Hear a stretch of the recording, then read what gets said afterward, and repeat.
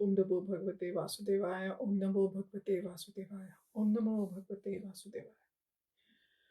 We'll catch up with the reading from Madhya Lila, chapter 11, the Beḍā-kīrtana, Pastimes of Sri Caitanya Mahāprabhu.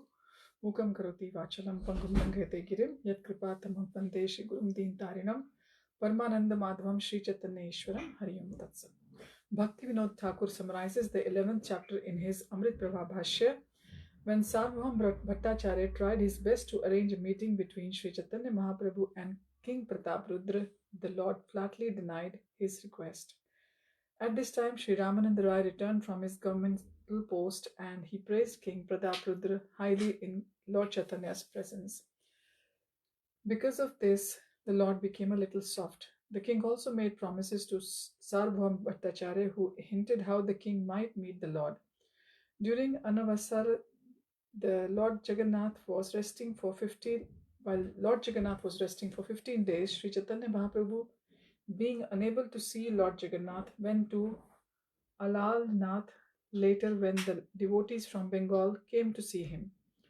He returned to Jagannath Puri while Advaitacharya and other devotees were coming to Jagannath Puri. Swarup Damodar and Govinda, Sri Chaitanya Mahaprabhu's two personal assistants, went to receive all the devotees with garlands. From the roof of his palace, King Prataprudra could see all the devotees arriving. Gopinath Acharya stood on the roof with the king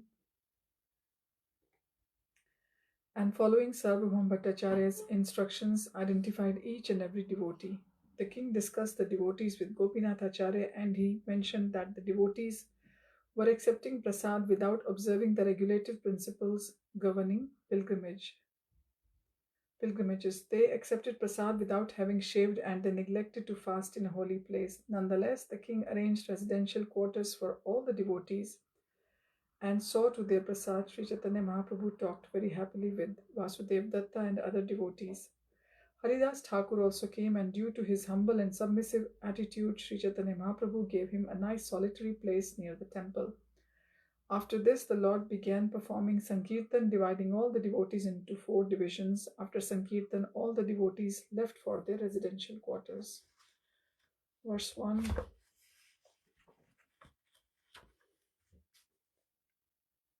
Atyudad dandam tandavam gaurachandraha kurvan bhaktah Shri Jagannath gehe nana bhavalank Kritangah Swadhamna Chakre Vishwam Prema Vanya Nimagnam. Sri Chaitanya Mahaprabhu merged the entire world into the ocean of ecstatic love by performing his beautiful dances within the temple of Jagannath. He danced exquisitely and jumped high. Verse 2. Jai Jai Sri Chaitanya Jai Nityananda Jai Advaita Chandra Jai Gaur Bhaktavrind. All glories to Lord Sri Chaitanya Mahaprabhu, all glories to Lord Nityananda Prabhu, all glories to Sri Advaita Prabhu, and all glories to the devotees of Sri Chaitanya Mahaprabhu. Verse 3. Aaradin Sarvabhauma kahe Prabhu sthane, abhay dan deha yadi kari nivedane. The next day, Sarvabhauma Bhattacharya requested Lord Sri Chaitanya Mahaprabhu to give him permission to submit a statement without fear. Verse 4. Prabhu kahe kaha tumi nahi kichu bhaye, yogya haila karibe ayogya haile naya. The Lord gave the Bhattacharya assurance that he could speak without fear, but added that if his statement were suitable, he would accept it, and if it were not, he would reject it. Verse 5. Sarvabhauma kahe, E Prataprudra Rai, Utkantha, Hanache Toma Mili Bare Chai. Sarvabhauma Bhattacharya said, there is a king named Prataprudra Rai. He is very anxious to meet you and he wants your permission. Verse 6.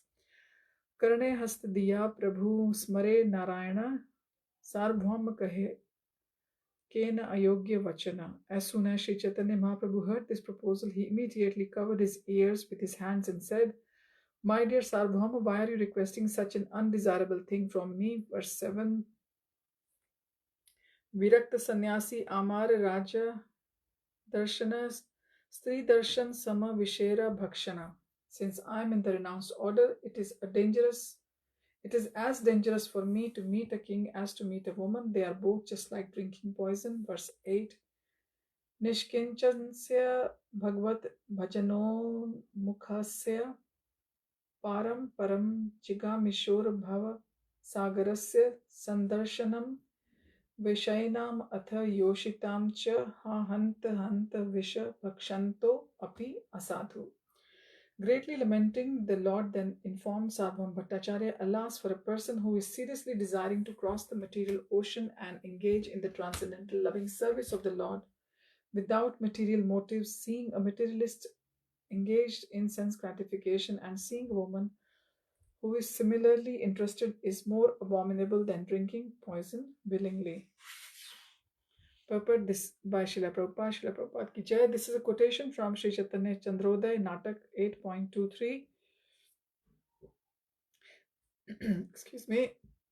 Thus, Sri Chaitanya Mahaprabhu enunciates the principles for a sannyasi renouncing the material world for spiritual advancement. Spiritual advancement is not meant for magic shows and jugglery, but for crossing the material world and being transferred to the spiritual world. Param param Jigmisho means desiring to go to the other side of the material world. There is a river called Vaitarani, and on one side of this river is the material world, and on the other side is the spiritual world. Since the ocean of repeated birth and death, since the Vaitarani river is compared to a great ocean, it is named Bhavasagar, the ocean of repeated birth and death.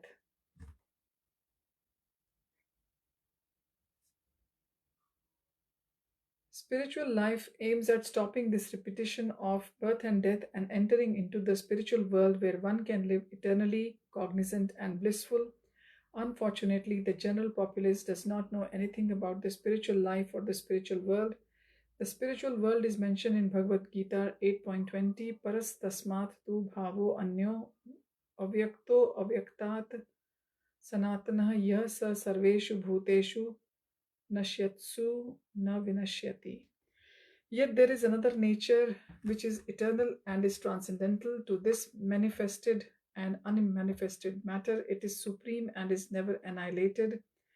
When all in this world is annihilated, that part remains as it is. Thus, there is a spiritual nature beyond this material world, and that spiritual nature exists eternally.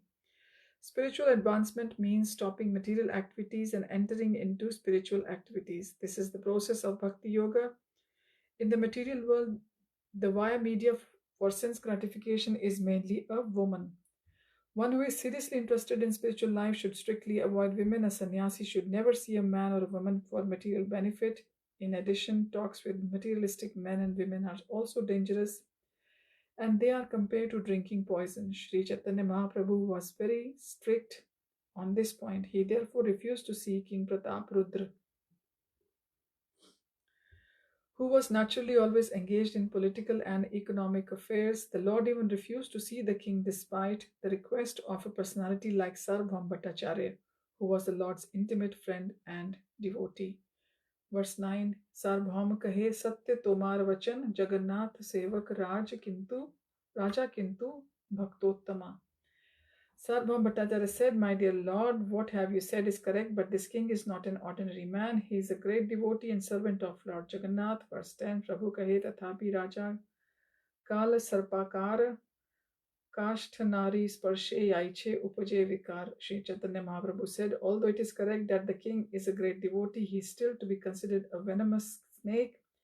Similarly, even though a woman may be made of wood, one becomes agitated simply by touching her form. Purport Sri Chanakya Pandit in his moral instructions has stated, Tyaj Durjana Samsargam Bhaja Sadhu Samagamam. This means that one has to abandon the association of materialistic people and associate with spiritually advanced people. However qualified the materialist may be, he is no better than a venomous serpent. Everyone knows that a snake is dangerous and poisonous, and when its hood is decorated with jewels, it is no less poisonous or dangerous. However qualified a materialist may be, he is no better than a snake decorated with jewels. One should therefore be careful in dealing with such materialists, just as one would be careful in dealing with a bejeweled serpent. Even though a woman may be made of wood or stone, she becomes attractive when decorated. One becomes sexually agitated when, by touching the form, Therefore, one should not trust his mind, which is so fickle that it can give way to enemies at any moment. The mind is always accompanied by 6 enemies, namely Kam, Krodh, Mad, Lobh, Matsarya, and Bhay, that is, lust, anger, intoxication, illusion, envy, and fear. Although the mind may be merged in spiritual consciousness, one should always be very careful in dealing with it, just as one is careful in dealing with a snake. One should never think that his mind is trained and that he can do whatever he likes. One interested in spiritual life should always engage his mind in the service of the Lord so that the enemies of the mind who always accompany the mind will be subdued. If the mind is not engaged in Krishna consciousness at every moment, there is a chance that it will give way to its enemies. In this way, we become victims of the mind. Chanting the Hare Krishna mantra engages the mind at the lotus feet of Krishna constantly, thus the mind's enemies do not have a chance to strike. Following Sri Caitanya Mahaprabhu's example in these verses, one should be very careful in dealing with the mind, which should not be indulged in any circumstance. Since we indulge the mind, it can create havoc in this life. Even though we may be spiritually advanced, the mind is specifically agitated through the association of materialistic men and women. Therefore, Sri Caitanya Mahaprabhu, through his personal behavior, warns everyone to avoid meeting a materialistic person or a woman. Verse 11, Akrad api bhetavyam strinam vishayinam api yatha ther manasah kshobhas tatha tasya kriter api. Just as one is immediately frightened upon seeing a live serpent or even the form of a serpent, one endeavoring for self-realization should similarly fear a materialistic person and a woman. Indeed, he should not even glance at their bodily features. Purport: this is a quotation from Sri Chaitanya Chandrodaya Natak 8.24, verse 12. Aiche vat punarapi mukhe na anibe kah yadi tabe amaye etha na dekhibe. Bhattacharya, if you continue to speak like this, you will never see me here again. Therefore, you should never let such a request come from your mouth. Verse 13. Bhai pan sarvama nij ghare gela vasaye Giya Bhattacharya Chintit Haila. Being afraid, Sarvabhauma returned home and began to meditate on the matter. Verse 14. Hena Kale Pratap Rudra Purushottame Aila Patra Mitra Sange Raja Darshane Chalila. At this time, Maharaj Pratap Rudra arrived at Jagannath Puri. Purushottam and accompanied by his secretaries, ministers, and military officers went to visit the temple of Lord Jagannath. Verse 15. Ramananda Rai Aila Gajpati Sange Prathame Prabhure Asi Milila Bahurange. When King Prataprudra returned to Jagannath Puri, Ramananda Rai also came with him. Ramananda Rai immediately went to meet Sri Chaitanya Mahaprabhu with great pleasure. Purport: all Indian kings are given the titles. Sometimes they are known as Chhatrapati, sometimes Narapati, and sometimes Ashwapati. The king of Orissa is addressed as Gajpati. Verse 16. Raya Pranati Kaila Prabhu Kaila Alingana Dui Jane Prema Veshe Karena Krandana. Upon meeting Sri Chaitanya Mahaprabhu, Ramananda Rai offered his obeisances. The Lord embraced him and both of them began to cry in the great ecstasy of love. Rai Sangye Prabhu Raya Dekhi Sneha Vyavahara Sarv Bhakti Ganera Mane Haila Chamatkar. Seeing Lord Sri Chaitanya Mahaprabhu's intimate dealings with Sri Ramananda Rai, all the devotees there were astonished. Verse 18. Rai kahe tomar agya raja ke kahila, tomar ichhai raja mor vishay chadila. Ramananda Rai said, I duly informed King Prataprudra of your order for me to retire from service. By your grace, the king was pleased to relieve me of these material activities. Purport: Sri Chaitanya Mahaprabhu requested Ramananda Rai to retire from his governorship, and according to the Lord's desire, Ramananda Rai petitioned the king. The king was very pleased to give him relief, and thus Ramananda Rai retired from service and received a pension from the government. Verse 19. Ami kahi ama haite na hai vishaya chaitanya charane raho yadi agya hai. I said, Your Majesty, I am now not willing to engage in political activities. I desire only to stay at the lotus feet of Sri Chaitanya Mahaprabhu. Kindly give me permission. Verse 20.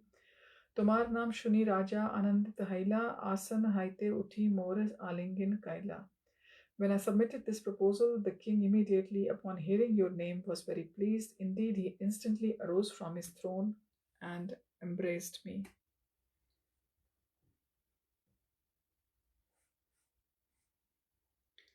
Verse 21. Tomar naam shuni haila maha premavesh mor hate dhari kare priti vishesh. My dear Lord, as soon as the king heard your holy name, he was immediately overwhelmed by a great ecstatic love. Catching my hand, he displayed all the symptoms of love. Verse 22. Tomar ye vartana tumi khao se vartana nischinta hena bhaja chaitanyera charana.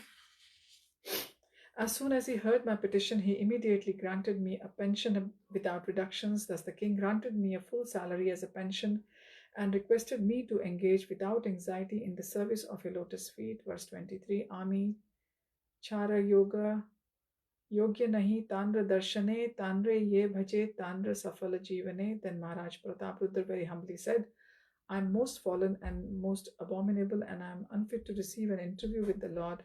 One's life is successful if one engages in his service. Verse 24. Param kripalu tenha brajendra nandana kona janme mora avashya divena darshana. The king then said, Sri Chaitanya Mahaprabhu is Krishna, the son of Maharaj Nanda. He is very merciful, and I hope that in a future birth he will allow me an interview. Verse 25. Ye tanhar prema arti dekhilun tomate tare ek prema lesh nahika amate. My Lord, I don't think that there is even a fraction of Maharaj Prataparudra's loving ecstasy in me. Verse 26. Prabhu kahe tumi Krishna bhakta pradhana tomake ye priti kare se bhagyavan. Sri Chaitanya Mahaprabhu then said, My dear Ramananda Rai, you are the foremost of all the devotees of Krishna. Therefore, whoever loves you is certainly a very fortunate person. Verse 27. Tomate ye eta priti haila rajar e gune Krishna tanre karibe angikar. Because the king has shown so much love for you, Lord Krishna will certainly accept him. Purport. King Prataprudra requested an interview with Sri Chaitanya Mahaprabhu through the Bhattacharya, who duly submitted the request. The Lord, however, immediately refused this interview. Now, when Ramananda Rai informed the Lord how eager the king was to see him, the Lord was immediately pleased. Sri Chaitanya Mahaprabhu requested Ramananda Rai to retire from his government post and come to Sri Purushottam Kshetra Jagannath Puri to live with him. When this proposal was submitted to King Prataprudra, he immediately accepted it and also encouraged Ramananda Rai by allowing him a full pension. This was very much appreciated by the Lord. And this confirms the fact that the Lord is more pleased when one serves the servant of the Lord. In ordinary parlance, it is said, if you love me, love my dog. To approach the king, the Supreme Personality of Godhead, one has to go through his confidential servant. This is the method, Sri Chaitanya Mahaprabhu clearly says. Because the king loves you, Ramananda Rai, he is very fortunate. Krishna will certainly accept him due to his love for you. Verse 28. Lord Krishna told Arjun, those who are my direct devotees are actually not my devotees, but those who are the devotees of my servant are factually my devotees. Purport.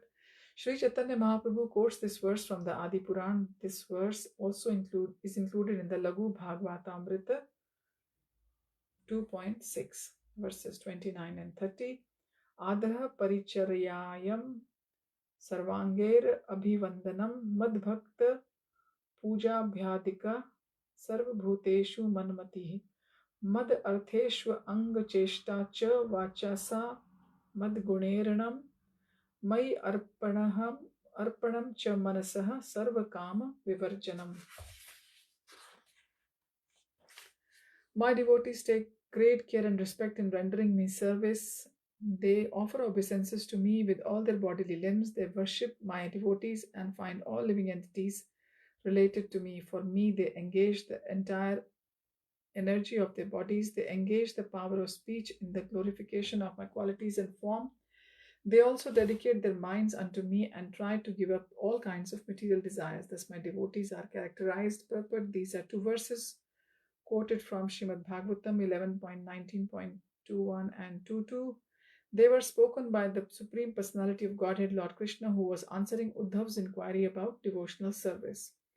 Verse 31. Aradhananam sarvesham vishnur aradhanam param tasmat parataram devi tadiyanam samarchanam. Lord Shiva told the goddess Durga, my dear Devi, although the Vedas recommend worship of demigods, the worship of Lord Vishnu is topmost. However, above the worship of Lord Vishnu is the rendering of service to Vaishnavas who are related to Lord Vishnu. Further, the Vedas are divided into 4 divisions: Karma Kand, Gyan Kand, and Upasana Kand. These are the activities dealing with the fruitive work, empiric, philosophical speculation, and worship. There are recommendations in the Vedas for the worship of various demigods as well as Lord Vishnu. Lord Shiva answers Durga's questions. In this quotation from Padma Puran, this verse is also included in Laghu Bhagavatamrita 2.4 by Srila Rupa Goswami. The words Vishnur Aradhanam refer to the worship of Lord Vishnu or Krishna. Thus, the supreme form of worship is the satisfaction of Supreme Personality of Godhead, Shri Krishna. It is further concluded that the worshipper of Lord Vishnu renders better service by worshipping the devotee of Lord Krishna. There are different types of devotees, those in the Shantaras, Dasyaras, Sakhyaras, Vatsalyaras, and Madhuriras. Although all the rasas are on the transcendental platform, the Madhuri rasa is the supreme transcendental mellow. Consequently, it is concluded that the worship of devotees engaged in the Lord's service is in the Madhuri Ras is the supreme spiritual activity. Sri Caitanya Mahāprabhu and his followers mainly worship Lord Krishna in the Madhuri Ras. Other Vaishnava Acharyas recommended worship up to the Vatsalya Ras. Therefore, Sri Rupa Goswami in his Vidgat Madhav 1.2 describes Sri Caitanya Mahaprabhu's cult as supreme. Anarpita Charim Chirat Karunya Batirana Kalau Samarpaitum Unnato Ujjvala Rasam Swabhakti Shriyam. Sri Chaitanya Mahaprabhu appeared in this age of Kali to exhibit the super excellence of Madhuri Rasa, a gift never previously bestowed by any Acharya or incarnation. Consequently, Sri Chaitanya Mahaprabhu is accepted as the most magnanimous incarnation. It is he only who distributed love of Krishna while exhibiting the super excellence of loving Krishna in the conjugal rasa. Verse 32, Durapa hai alpa tapasah seva vaikuntha vartamasu yatro pagiyate nityam deva devo janardana. Those whose austerity is meager can hardly obtain the service of the pure devotees progressing on the path back to kingdom of Godhead. The Vaikuntha pure devotees engage 100% in glorifying the Supreme Lord, who is the Lord of the demigods and the controller of all living entities. Purport. This is a quotation from Srimad Bhagavatam 3.7.20. This was spoken by Vidur in his conversation with Maitreya Rishi, a great devotee of the Lord. Verse 33, Puri Bharati Gosani Swarup Nityananda Jagadananda Mukundadi Yata Bhakta Vrind. Paramananda Puri Brahmananda Bharati Gosani Swarup Damodar Gosani, Lord Nityananda, Jagadananda, Mukund, and others were present before the Lord at that time. Verse 34, Chari Gosanir Kaila Rai Charanvandana Yatha Yogya Sabha Bhakter Karila Milana.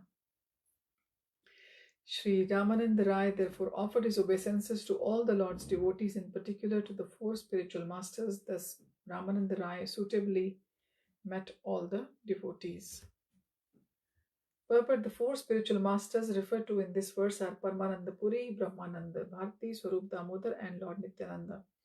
Verse 35, Prabhu kahe Rai dekhile kamal nayana, Rai kahe eve yai pab darshana. Sri Chaitanya Mahaprabhu next asked Ramananda Rai, have you already visited the temple of the lotus-eyed Lord Jagannath? Ramananda Rai replied, I shall now go visit the temple. Verse 36, Prabhu kahe Rai tumi ki karya karile, Ishware na dekhi kene aage aitha aile. Sri Chaitanya Mahaprabhu replied, what have you done, my dear Rai? Why did you not first see Lord Jagannath and then come here? Why have you come here first? Verse 37, Rai kahe charan ratha, Hriday sarthi yahan lena yae tahan yae jeevarathi. Ramananda Rai said, the legs are like the chariot and the heart is like the charioteer. Wherever the heart takes the living entity is obliged to go. Purport in Bhagavad-Gita 18.61, Lord Krishna explains, Ishvara sarvabhutanam mridi deshe arjuna tishtati brahmayam sarvabhutani yantra rudhani mayaya. The Supreme Lord is situated in everyone's heart, O Arjuna, and is directing the wanderings of all living entities, those who are seated as on a machine made of material energy. Thus, the living entity wanders within this universe, riding upon a chariot, the body bestowed by material nature. A similar explanation is given in the Kathopanishad 1.3.3 and 4. Atmanam rathinam vidhi shariram ratham evatu buddhim tu sarathim vidhi manah pragraham evacha. Indriyani hayan ahur vishayam stiteshu gocharan atmendriya manoyuktam bhokte ahur manishinaha. The individual is the passenger in the car of the material body, and intelligence is the driver. So the individual referred to here by Prabhupada is the soul. Mind is the driving instrument and the senses are the horses. The self is thus the enjoyer or sufferer in the association of the mind and senses. In this way, it is understood by great thinkers. Thus, the living entity is the charioteer and the body the chariot offered by material nature. The mind is the reins controlling the horses and the senses are the horses. Thus, the living entity is the false enjoyer of the material world. One who is advanced in Krishna consciousness can control the mind and intelligence. In other words, he can control the reins and the horses, the senses, even though the horses are very powerful. One who can control the senses by his mind and intelligence can very easily approach the Supreme Personality of Godhead, or Vishnu, who is the ultimate goal of life. Tad Vishnu Paramam Padam Sada Pashyanti Surya. Those who are actually advanced approach Lord Vishnu, their ultimate goal. Such people are never captivated by Lord Vishnu's external energy, the material world.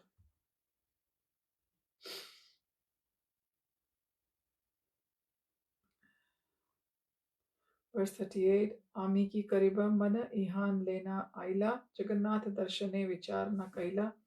Sri Ramananda Rai continued, what shall I do? My mind has brought me here. I could not consider going first to Lord Jagannath's temple. Verse number 39. Prabhu kahe shigra giya kar darshana aiche ghar yaye kar kutumb milan. Sri Chaitanya Mahaprabhu advised, immediately go to Lord Jagannath's temple to see the Lord, then go home and meet your family members. Verse 40, Prabhu Agya Pana Rai Charila Darshane Rayera Prema Bhakti Riti Bujhe Kaun Jane. Having received Sri Chaitanya Mahaprabhu's permission, Ramananda Rai hastily went to the temple of Lord Jagannath. Who can understand the devotional service of Rai Ramananda? Verse 41, Kshetriya Asi Raja Sarvbhaume Bulaila Sarvbhaume Namaskari Tanhare Puchila. When King Prataprudra returned to Jagannath Puri, he called for Sarvam Bhattacharya. When Bhattacharya went to see the king offered him respects and made the following inquiries. Verse 42, Mora lagi Prabhu Pade Kaile Nivedana Sarbham Kahe Kaino Anek Yatan. The king said, have you submitted my petition to the Lord? Sarbham replied, yes, with much endeavor I have tried my best. Verse 43, Tathapi na kare tenha Raj Darshana Kshetra Chadi Yabena Punah Yadi Kari Nivedana.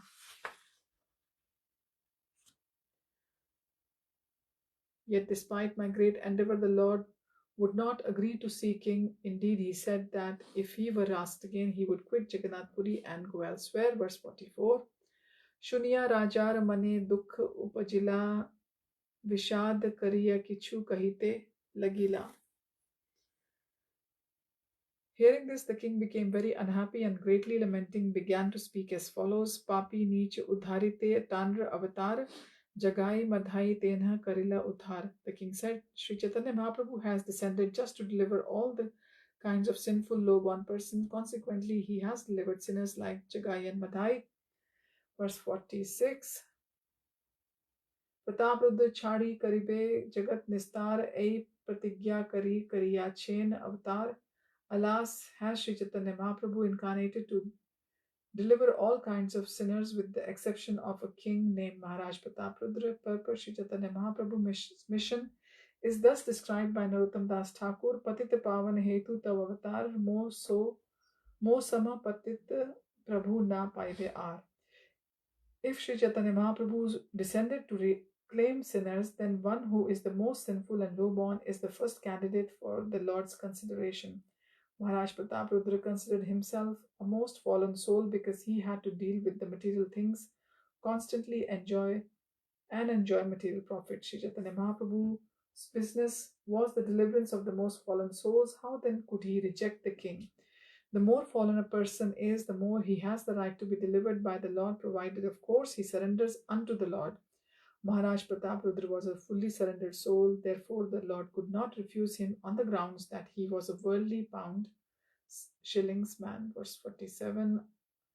Adarshaniyan api neech jatin samvikshate sant tathapi no mam mad ek varjam कृपयश्यतीति निर्णीय Kim so avatar deva.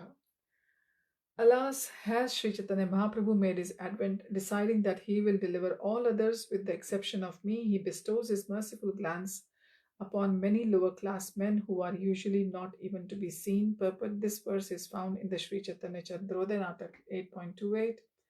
Verse 48. Tanra pratigya mor na karibe darshan mor pratigya tari tanha bina chadibe jivanam. Maharaj Prataprudra continued, if Sri Chaitanya Mahaprabhu is determined not to see me, then I am determined to give up my life if I do not see him. Purport: a devotee with Maharaj Prataprudра's determination will be victorious in advancing in Krishna consciousness. Shri Krishna confirms this in Bhagavad-Gita 9.14. Satatam krite kirtayanto mam yatantas cha dridhavrataha namasyantas cha mam bhaktya nitya yukta upasate. Always chanting my glories, endeavoring with great determination, bowing before me, these great souls perpetually worship me with devotion. These are the symptoms of a Mahatma engaged in the Lord's service in full Krishna consciousness. Thus, Maharaj Pratapradra's determination is very exalted and is called Dridhavrata. Because of this determination, he was finally able to receive Lord Chaitanya's direct mercy. Verse 49. Yadi se Mahaprabhura na paye kripa dhana kiba rajya kiba dehat sab akarana. If I do not receive Sri Chaitanya Mahaprabhu's mercy, my body, my kingdom are certainly useless. Purport: this is an excellent example of Dridhavrata, determination. If one does not receive the Supreme Personality of Godhead's mercy, one's life is defeated. In Srimad Bhagavatam 5.5.5, it is said, Prabhavas tavad abodh jato yavan na jigyasata atma tattvam. Unless one inquires into spiritual life, everything else is useless. Without spiritual inquiry, our labor and the object of our labor are simply a waste of time. Verse number 50. Eta shuni sarvabhauma haila chintita rajar anurag dekhi haila vismita. Hearing King Pratapradra's determination, Sarvabhauma Bhattacharya became thoughtful. Indeed, he was very astonished to see the king's determination. Purport: Sarvabhauma Bhattacharya was astonished because of such determination is not possible for a worldly man attached to material enjoyment. The king certainly had ample opportunity for material enjoyment, but he was thinking that his kingdom and everything else was useless. If he could not see Sri Chaitanya Mahaprabhu, this is certainly sufficient cause for astonishment. In Srimad Bhagavatam, it is stated that bhakti devotional service must be unconditional. No material impediments can actually check the advancement of a devotional service, be it executed by a common man or a king. In any case, devotional service rendered to the Lord is always complete despite the devotee's material position. Devotional service is so exalted that it can be executed by anyone in any position. One simply must be Dridhavrata, firmly determined. Verse 51. Bhattacharya kahe dev na kar vishad tomare prabhur avashya haibe prasad. Finally, Sarvabhauma Bhattacharya said, my dear king, do not worry. Because of your firm determination, I am sure that Sri Chaitanya Mahaprabhu's mercy will definitely be bestowed upon you. Purport by Srila Prabhupada. Due to King Prataparudra's firm determination, Bhattacharya predicted that Sri Chaitanya Mahaprabhu's mercy would be there without fail, as confirmed elsewhere in Chaitanya Charitamrita Madhya Lila, chapter 19.151. Guru Krishna Prasade Pai Bhakti Lata Beej. By the mercy of the spiritual master and Krishna, one gets the seed of devotional service. Bhattacharya was supposed to be spiritual master of the King Prataparudra, and he gave his blessings to the effect that the Lord would be merciful upon the king. The mercy of the spiritual master and Krishna combined to grant success to a devotee engaged in Krishna consciousness. This is confirmed by the Vedas. Yasya deve parabhaktir yatha deva tatha gurau tasyayite kathita hai arthah prakashante mahatmanah. Only unto those great souls who have implicit faith in both the Lord and the spiritual master are all the imports of Vedic knowledge automatically revealed. Shvetashvatar Upanishad 6.23. Maharaj Prataparudra had firm faith in Bhattacharya, who declared Sri Chaitanya Mahaprabhu to be the Supreme Personality of Godhead. Having firm faith in Bhattacharya as his spiritual master, King Prataparudra immediately accepted Sri Chaitanya Mahaprabhu as the Supreme Lord. Thus he began worshipping Sri Chaitanya Mahaprabhu in his mind. This is the process of devotional service according to Bhagavad-Gita 9.34. Manmana bhavmad bhakto mad yaji mam namaskuru mam evashyasi yuktavaivam atmanam mat parayanaha. Engage your mind always in thinking of me, become my devotee, offer obeisances and worship me. Being completely absorbed in me, surely you will come to me. This process is very simple. One need only be firmly convinced by the spiritual master that Krishna is the Supreme Personality of Godhead. If one decides this, he can make further progress by thinking of Krishna, chanting of Krishna, and glorifying him. There is then no doubt that such a fully surrendered devotee will receive the blessings of Lord Krishna. Sri Sahib Bhattacharya explains further, verse 52. Tenha premadhina tomar gadhatara Ibena kripa tomar upara. As soon as Bhattacharya saw the king's firm determination, he declared, the Supreme Lord is approached only by pure love, and your pure love for Lord Chaitanya Mahaprabhu is very, very deep. Therefore, without a doubt, he will be merciful upon you. Purport. Such a determination is the first qualification, as confirmed by Rupa Goswami in Upadeshamrita, 3rd verse, Utsahan Nishchayad Dhairyat.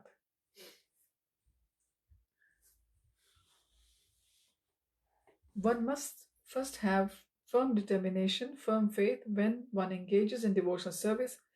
He must maintain this firm determination, then Krishna will be pleased with his service. The spiritual master can show the path of devotional service. If the disciple follows the principles rigidly and undeviatingly, he will certainly receive the mercy of Krishna. This is confirmed by the Shastras. Verse 53. तथापि कहिए आमी एक उपाय कर प्रभु देखिबे याहाय. Sabham Bhattacharya then suggested there is one means by which you can directly see him. Verse 54. Rath yatra dine prabhu sab bhakt laina rath aage nritya karibena prema visht hena. On the day of the festival, Sri Chaitanya Mahaprabhu will dance before the deity in great ecstatic love. Verse 55. Prema veshe pushpo dhyane karibena praveshe sei kale ekale tumi chhadi rajvesh. On that Rath Yatra festival day, after dancing before the Lord, Sri Chaitanya Mahaprabhu will enter the Gundicha garden. At that time, you should go there alone, stripped of your royal dress. Verse 56. Krishna Rasa Panchadhyaya Karite Patana Ekale Yaye Mahaprabhura Dharibe Charan. When Sri Chaitanya Mahaprabhu enters the Gundicha, you should also go there and read 5 chapters about Lord Krishna's dancing with the gopis. In this way, you can catch hold of the Lord's lotus feet. Verse 57. Bahaya Gyan Nahi Sakale Kale Krishna Naam Shuni Alingan Kariben Tomai Vaishnav Chani. Lord Sri Chaitanya Mahaprabhu will be in good mood of ecstatic love without external association. At that time, you should begin to recite those chapters from Srimad Bhagavatam then he will embrace you, knowing you to be a pure Vaishnava. Purport: a Vaishnava is always ready to help another Vaishnava progress toward realization of the absolute truth. Sarvam Bhattacharya could understand the king's position as a pure Vaishnava. The king was always thinking of Sri Chaitanya Mahaprabhu, and Bhattacharya wanted to help him approach the Lord. A Vaishnava is always compassionate, especially when he sees a prospective devotee very determined, that is Dridhavrata. Consequently, Bhattacharya was ready to help the king. Verse 58. Ramananda Rai Aji Tomar Prema Guna Prabhu Aage Kahite Prabhura Firi Gela Mana.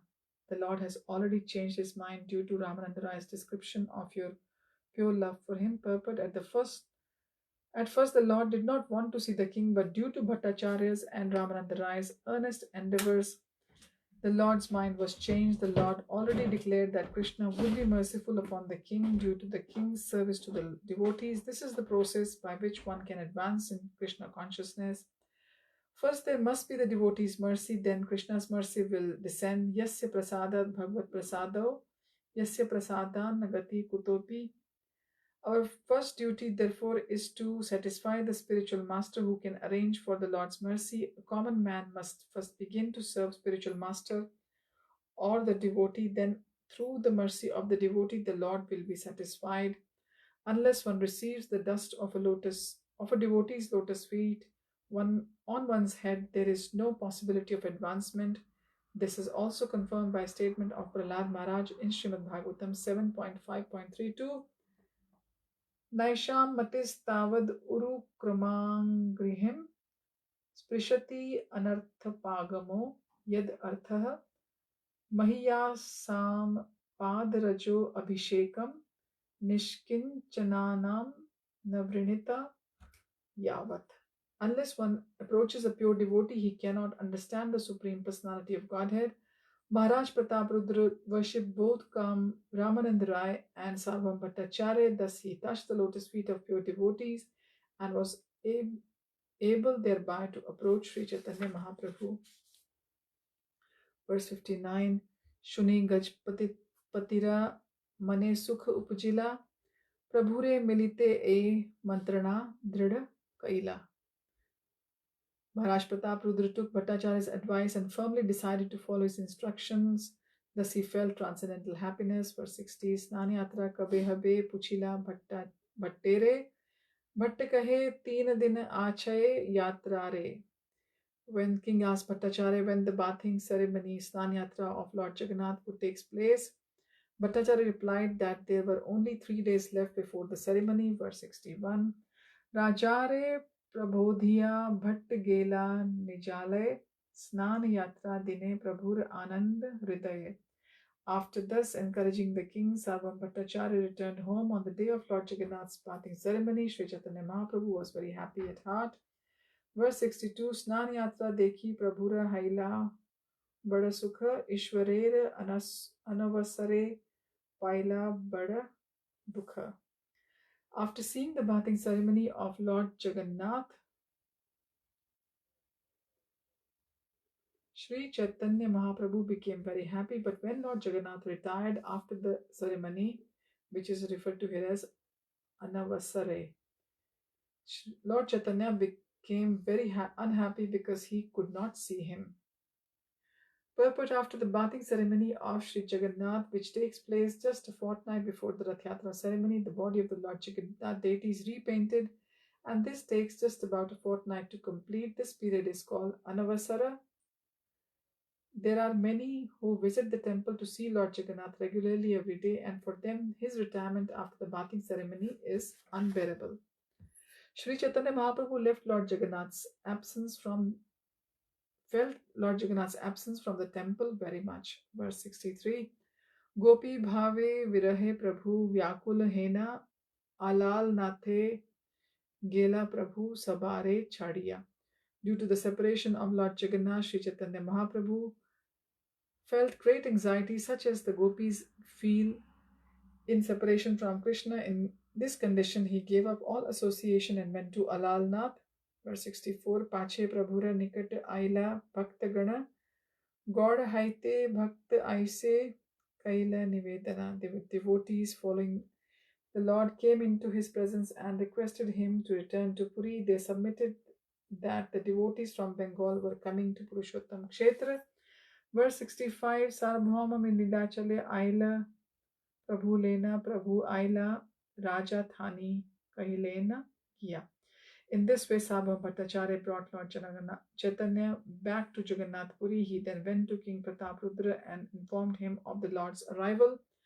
Verse 66, Hena Kale Aila Tatha Gopinathacharya Raja ke Ashirvad Kari Kahe Shuna Bhattacharya. At this time, Gopinathacharya came here while Sarvabhauma Bhattacharya was with King Prataprudra. Being a Brahman, he offered his benediction to the king and addressed Sarvabhauma Bhattacharya as follows. Verse 67, Gauda Haite Vaishnav Asi te chena duishata Mahaprabhura Bhakta Saba Mahabhagavata. About 200 devotees are coming from Bengal. All of them are greatly advanced devotees and specifically devoted to Sri Chaitanya Mahaprabhu. Verse 68, Narendra Asiya Sabe Haila Vidyaman Tan Sabare Chahi Vasha Vasa Prasad Samadhan. All of them have already arrived on the bank of Lake Narendra and are waiting there. I desire residential quarters and prasad arrangements for them. Purpur Narendra is a small lake still existing in Jagannath Puri where the Chandan Yatra festival takes place.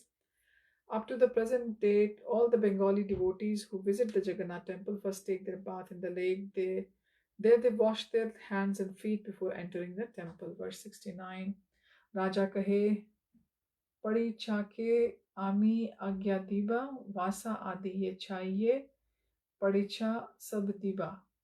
The king replied, I shall give orders to the attendant in the temple. He will arrange for everyone's residential quarters and prasad as you desire. Verse 70, Mahaprabhura Ganayata Aila Gauda Haite Bhattacharya Eke Eke Dekha Amate. Sarvabhauma Bhattacharya, please show me one after another all of Sri Chaitanya Mahaprabhu's devotees who are coming from Bengal. Verse 71, Bhatta Kahe Attalikaya Kar Arohana Gopinath Chine Sabare Karabe Darshana. Sarvabhauma Bhattacharya requested the king, go up on the roof of the palace. Gopinath Acharya knows every one of the devotees. He will identify them for you. Verse 72, Ami Kaho Nahi Chini Chinite Manahaya Gopinathacharya Sabare Karabe Parichaya. Actually, I do not know any of them, although I have a desire to know them. Since Gopinathacharya knows them all, he will give you all their names. Verse 73, Eta Bali Tina Jana Attalikai Chadila Hena Kale Vaishnav Sabha Nikate Aila. After Sarvabhauma Bhattacharya said this, he went up to the top of the palace with the king and Gopinathacharya. At this time, all the Vaishnav devotees from Bengal drew closer to the palace. Verse 74, Damodar Swarup Govinda Dui Jana Mala Prasad Lena Yae Yahan Vaishnav Gana. Swarup Damodar and Govinda, taking the flower garlands and prasad of Lord Jagannath, proceeded to where all the Vaishnavas were standing. Verse 75, Prathame te Mahaprabhu Pathaila Dunhare Raja Kahe E Dui Kon Chinha Amare. So Chinaha is kindly identify, like in Hindi it's Chinna or the sign. Lord Sri Chaitanya Mahaprabhu first sent them both in advance. The king inquired, who are these two? Please let me know their identity. Verse 76, Bhattacharya kahe e Swarup Damodar Mahaprabhura hai inha dvitya kalevar. Sri Sarvabhauma Bhattacharya replied, here is Swarup Damodar, who is practically the second expansion of the body of Sri Chaitanya Mahaprabhu. Verse 77, Dvitya Govinda Bhritya Ihan Donha Diya Mala Pathana Chena Prabhu Gaurav Kariya. The second person is Govinda, Lord Chaitanya's personal servant. The Lord has sent garlands and remnants of Lord Jagannath's food with these two persons simply to honor the devotees from Bengal. Verse 78, Adav Mala Advaitere Swarup Paraila Pache Govinda Dvitiya Mala Ani Tandre Tila. At the beginning, Swarup Damodar came forward and garlanded Advaitacharya. Govinda next came and offered a second garland to Advaitacharya. Verse 79. Tabe Govinda Dandavat Kaila Acharyere Tanre Nahi Chine Acharya Puchila Damodare. After Govinda offered his obeisances by falling down flat before Advaitacharya asked Sarvup Damodar about his identity, for he did not know Govinda at that time. Verse 80, Damodare kahe, Ihar Govinda naam Ishwar Purira Sevak Ati Gunavan. Swarup Damodar informed him Govinda was the servant of Ishwar Puri. He is very highly qualified. Verse 81, Prabhura Seva Karite Puri Agya Dila. Ataiva Prabhu Inha ke Nikate Rakhila Ishwar Puri ordered Govinda to serve Sri Chaitanya Mahaprabhu, thus the Lord keeps him by his side. Verse 82, Raja kahe Yanre Mala Dila Duijana Ascharya Tej Bada Mahanta Kaha Konjana. The king inquired, to whom did Swarup Damodar and Govinda offer the two garlands? His bodily effulgence is so great that he must be very great devotee. Please let me know who he is. Acharya kahe, verse 83, Acharya kahe Inhar Naam Advaitacharya Mahaprabhura Manya Patra Sarva Shirodhare. Gopinath Acharya replied, his name is Advaitacharya. He is honored even by Sri Chaitanya Mahaprabhu and he is therefore the topmost devotee. Verse 84, Srivas Pandit Inha Pandit Vakreshwara Vidyanidhi Acharya Inha Pandit Gadadhar. Here are Srivas Pandit, Vakreshwar Pandit, Vidyanidhi Acharya and Gadadhar Pandit. Verse 85, Acharya Ratna Inha Pandit Purandara, Gangadas Pandit Inha Pandit Shankara. Verse 86, I've missed the translation for verse 85. Here are Acharya Ratna Purandar Pandit, Gangadas Pandit and Shankar Pandit. Verse 86, A Murari Gupta Inha Pandit Narayana Haridas Thakur Inha Bhuvan Pavana. Here are Murari Gupta, Pandit Narayan and Haridas Thakur, the deliverer of the whole universe. Verse 87, A Hari Bhatt, A Shri Nrsimhananda, A Vasudeva Datta, A Shivananda. Here is Hari Bhatt and there is Nrsimhananda. Here are Vasudev Datta and Shivananda Sen. Verse 88, Govinda Madhav Ghosh, A Vasu Ghosh, Teen Beḍā-kīrtana Prabhu Payena Santosh. Here also are Govinda Ghosh, Madhav Ghosh and Vasudev Ghosh. They are three brothers and their Sankirtan congregational chanting pleases the Lord very much. But Govinda Ghosh belonged to the caste dynasty of the Uttar Radhiya section and he was also known as Ghosh Thakur. Even to the present day there is a place named Agradweep near Katwa where a fair takes place and is named after Ghosh Thakur. As far as Vasudev Ghosh is concerned, he composed many nice songs about Lord Sri Chaitanya Mahaprabhu, and these are all authorized Vaishnava songs like the songs of Narottam Das Thakur, Bhaktivinoda Thakur, Lochan Das Thakur, Govind Das Thakur, and other great Vaishnavas. Verse 89, Raghav Pandit Inha Acharya Nandan Shriman Pandit Ace Shrikant Narayana. Here is Raghav Pandit, here is Acharya Nandan, there is Shriman Pandit, and here are Shrikant and Narayan. Purport Narottam Das Thakur, honoring the personal associates of Lord Sri Chaitanya Mahaprabhu, has sung as follows. Prarthana 13. Gaurangera Sangi Gane Nitya Siddha Kari Mane Se Yaya Vrajendra Sutta Pasha. One who is intelligent understands that all the personal associates and devotees of Lord Sri Chaitanya Mahaprabhu are ever liberated. This means that they do not belong to this material world, because they are always engaged in the devotional service of the Lord. One who is engaged in the Lord's devotional service 24 hours daily and never forgets the Lord is called Nitya Siddha. Srila Rupa Goswami also confirms this statement. Iha yasya harera dasye karmana manasa gira nikhilasva apya avasthasu jivan mukta sa uchyate. A person acting in the service of Krishna with body, mind, intelligence, and words is a liberated person even within the material world, though he may be engaged in so many so-called material activities. This is from Bhakti Samrit Sindhu 1.2.187. A devotee is always thinking of how better to serve Lord Krishna, the Supreme Personality of Godhead, and how to broadcast His name. fame and qualities throughout the world. One who is Nitya Siddha has no business other than broadcasting the glories of the Lord all over the world according to his ability. Such people are already associates of Lord Chaitanya Mahaprabhu. Therefore, Narottam Das Thakur says, Nitya Siddha Kari Mane. One should not think that because Sri Chaitanya Mahaprabhu was personally present 500 years ago, only his associates were liberated. Rather, Sri Narottam Das Thakur says that anyone is a Nitya Siddha if he acts on behalf of Sri Chaitanya Mahaprabhu by spreading the glories of the holy name of the Lord. We should respect those devotees preaching the glories of the Lord as Nitya Siddha and should not consider them conditioned. Mam chayo vyabhicharena bhakti yogena sevate se sagunana samati tayetan brahma bhuyaya kalpate. This is from Bhagavad-Gita 14.26. One who has transcended the material modes of nature is supposed to be on the Brahman platform. That is also the platform of Nitya Siddha. The Nitya Siddha not only says on the Brahman platform but also works on that platform simply by accepting the associates of Lord Chaitanya Mahaprabhu as Nitya Siddha. One can very easily go back home, back to Godhead. Verse 90. Shuklambra Dekha E Sridhara Vijaya Vallabh Sena E Purushottam Sanjay. Gopinath Acharya continued to point out the devotees. Here is Shuklambara, see there is Sridhara, here is Vijaya and there is Vallabh Sen, here is Purushottam and there is Sanjay. Verse 91. Kulin Gram Vasi E Satyaraj Khan Ramanand Adi Sabe Dekh Vidyaman.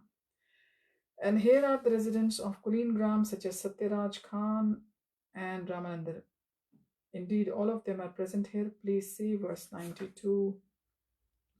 Mukundadas Narhari Shri Raghunandana Khandavasi Chiranjeev Ar Sulochana. Here are Mukundas, Narhari Shri Raghunandan, Chiranjeev and Sulochan, all residents of Khanda. Verse 93. Katek Kahiba E Dekha Yat Jana Chaitanyera Ganasabha Chaitanya Jivana. How many names shall I speak to you? This is verse 93.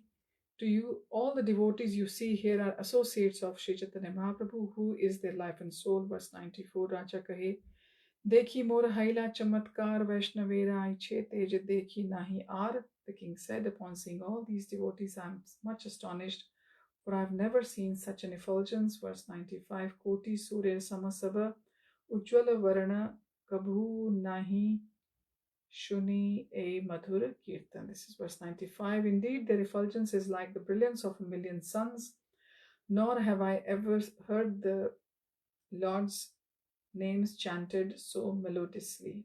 Purpose. Such are the symptoms of pure devotees when they are chanting. All the pure devotees are as bright as sunshine and their bodily luster is very effulgent. In addition, their performance of Sankirtan is unparalleled.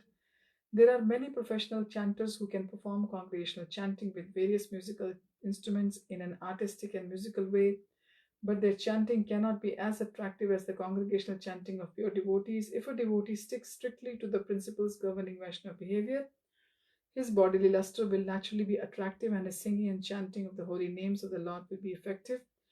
People will appreciate such kirtan without hesitation. Even dramas about the pastimes of Lord Chaitanya Sri Krishna should be played by devotees.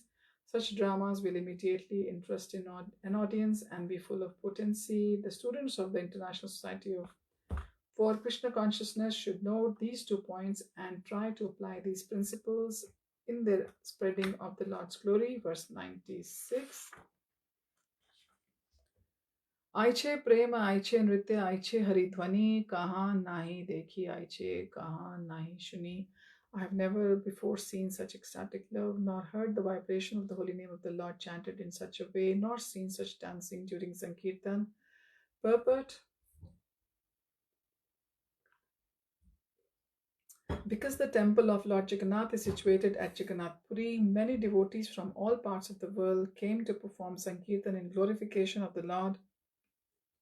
All these devotees were certainly seen and heard by Maharaj Prataprudra, but he herein admits that the Kirtan performed by the associates of the Lord was unique. He had never before heard such Sankirtan, nor seen such attractive features manifest by the devotees, the members of the International Society of Krishna Consciousness.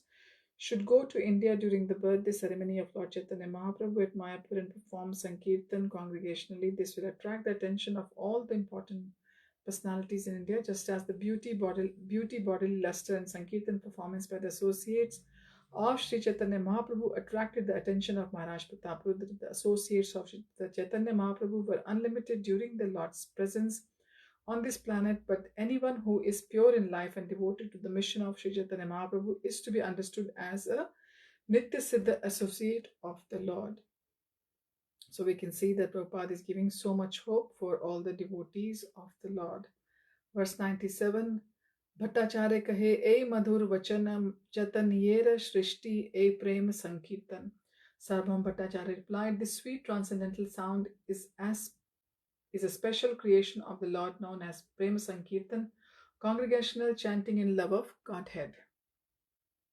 Verse 98, Avatari Chaitanya Kaila Dharma Pracharana Kali Kale Dharma Krishna Nam Sankirtan. In this age of Kali, Sri Chaitanya Mahaprabhu has descended to preach the religion of Krishna consciousness. Therefore, the chanting of the holy names of Lord Krishna is the religious principle for this age. Verse 99, Sankirtan Yagye Tanre Kare Aradhana Saita Sumedha Ar Kali Hat Jana. Anyone who worships Lord Chaitanya Mahaprabhu by congregational chanting should be understood to be very intelligent. One who does not do so must be considered a victim of this age and bereft of all intelligence. Purport rascals propose that anyone can invest his own religious process, and this proposition is condemned herein. If one actually wants to become religious, he must take up the chanting of the Hare Krishna Mahamantra. The real meaning of religion is stated in Srimad Bhagavatam, 6th canto, chapter 3, verses 19 to verse 22. Dharmam tu sakshat bhagvat parinitam Navai vidur rishayo napi devaha na siddha mukhya asura manushyaha kutascha vidyadhara charanadayaha swayambhur naradaha shambhu kumaraha kapilo manoh prahlado janako bhishmo balir vayaskir vayam dvadashaite vigyanimo Dharmam Bhagavatam Bhattaha Guhyam Vishuddham Durbodham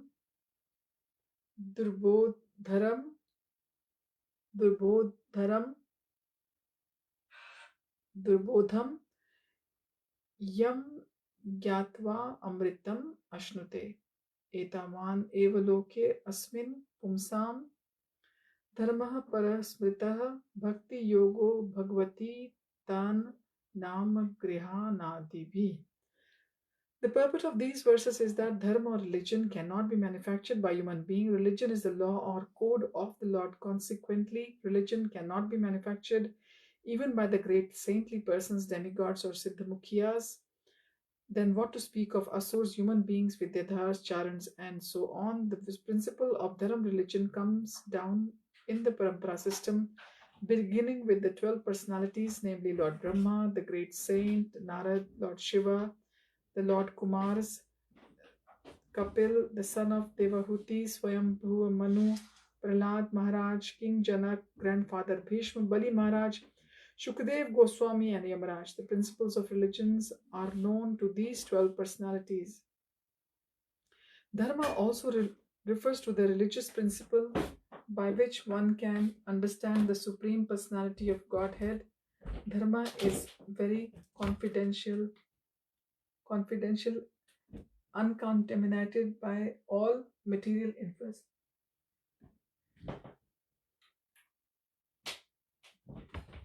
And very difficult for ordinary men to understand. However, if one actually understands Dharma, he immediately becomes liberated and is transferred to the kingdom of God. Bhagavad Dharma, or the principle of religion enunciated by the parampara system, is the supreme principle of religion. In other words, Dharma refers to the science of Bhakti Yoga, which began by the novices chanting the holy name of the Lord, Tan Nama Grihana Divihi.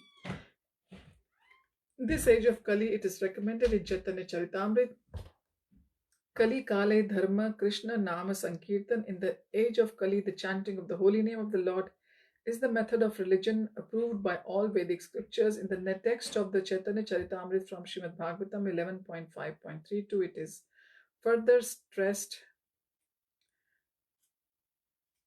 Verse 100, Krishna Varanam Tvisha Krishnam Sango Pangastra Parashadam Yagyehe Sankirtan Prayer Yajanti Sumedhasah.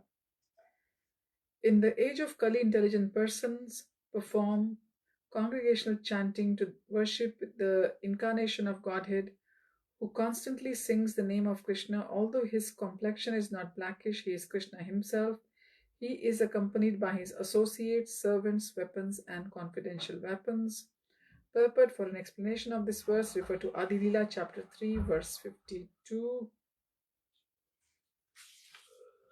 So this verse has already appeared in the Adi Lila as well.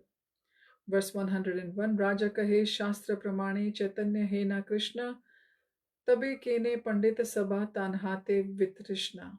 The king said, according to evidence given in revealed scriptures, it is concluded that Lord Sri Chaitanya Mahaprabhu is Lord Krishna himself. Why then are learned scholars sometimes indifferent to him? Verse 102, Bhattakahe Tanra Kripa Leshhaya Yanre Se Tanhare Krishna Kari Laite Pare. Bhattacharya replied, only a person who has received but a small fraction of mercy from the Lord can understand that Lord Sri Chaitanya Mahaprabhu is Krishna, no one else can. Purport: the Sankirtan movement can be spread by a person who is especially favored by Lord Krishna. Krishna Shakti Vina Nahe Tara Paravartana. Without first obtaining the mercy of the Lord, one cannot spread the holy name of the Lord.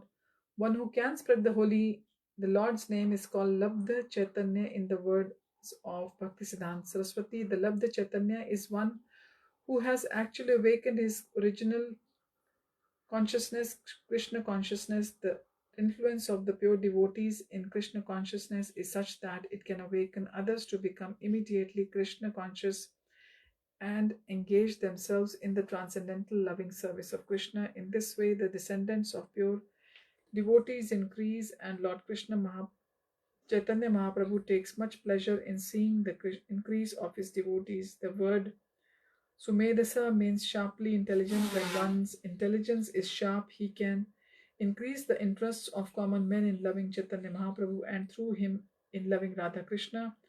Those not interested in understanding Sri Chaitanya Mahaprabhu are simply material in their attempts at professional chanting and dancing for money despite their supposed artistry. If one does not have full faith in Sri Chaitanya Mahaprabhu, he cannot properly chant and dance in the Sankirtan movement. Artificial chanting and dancing may be due to sentiments or sentimental agitation, but this cannot help one advance in Krishna consciousness. Verse 103, Tanra Kripa Nahi Yare Pandit Nahe Kene Dekhile Shuni Leha Tanre Ishwar Na Mane.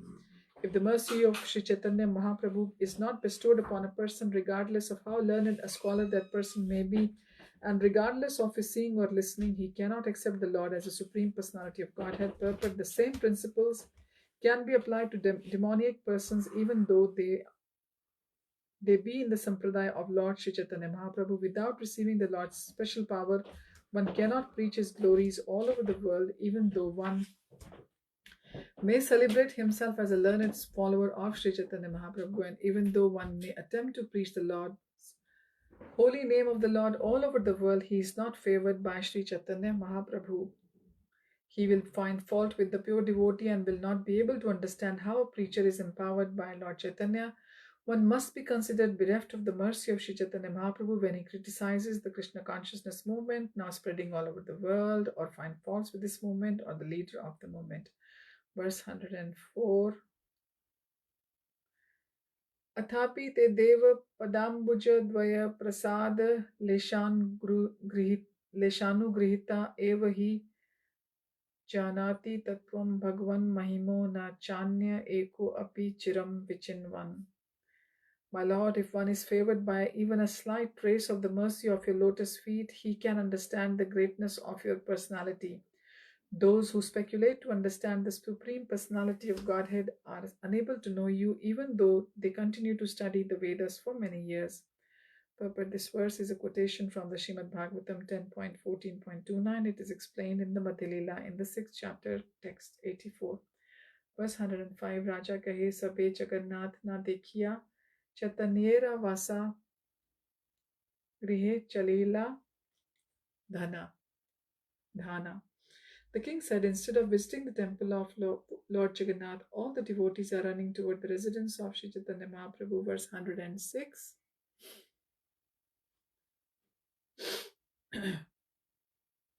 Bhatta kahe eta swabhavik prem रीत Mahaprabhu milibare utkantha chitta. Sabham Bhattacharya replied, this is spontaneous love. All the devotees are very anxious to meet Sri Caitanya Mahaprabhu. Verse 107. Aage tanre mili sabe tanre lange sange lena, tanre sange Jagannath dekhi bena kiya. First, the devotees will meet Sri Caitanya Mahaprabhu and then take him with them to the temple to see Lord Jagannath. Verse 108, Raja kahe bhavanandera putra vaninath prasad lena sange chale pancha sat. The king said, the son of Bhavanandarai named Vaninath along with 5 or 7 other men is going there to take the remnants of Lord Jagannath's food. Verse 109, Mahaprabhura alay karila gaman eta mahaprasad chahi kah ki karan. Indeed, Vaninath has already gone to the residence of Lord Sri Caitanya Mahaprabhu and has taken a huge quantity of Mahaprasad. Please let me know the reason for this.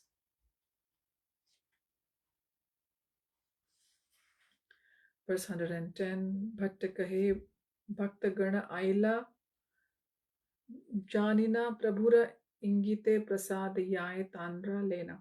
Sabham Bhattacharya said, understanding that all the devotees have come, Lord Chaitanya gave the sign and therefore they have brought such great quantities of Mahaprasad. Verse 111, Raja kahe Upavas Kshaura Tirthera Vidhana Taha Nakariya Kene Khaiba Annapan.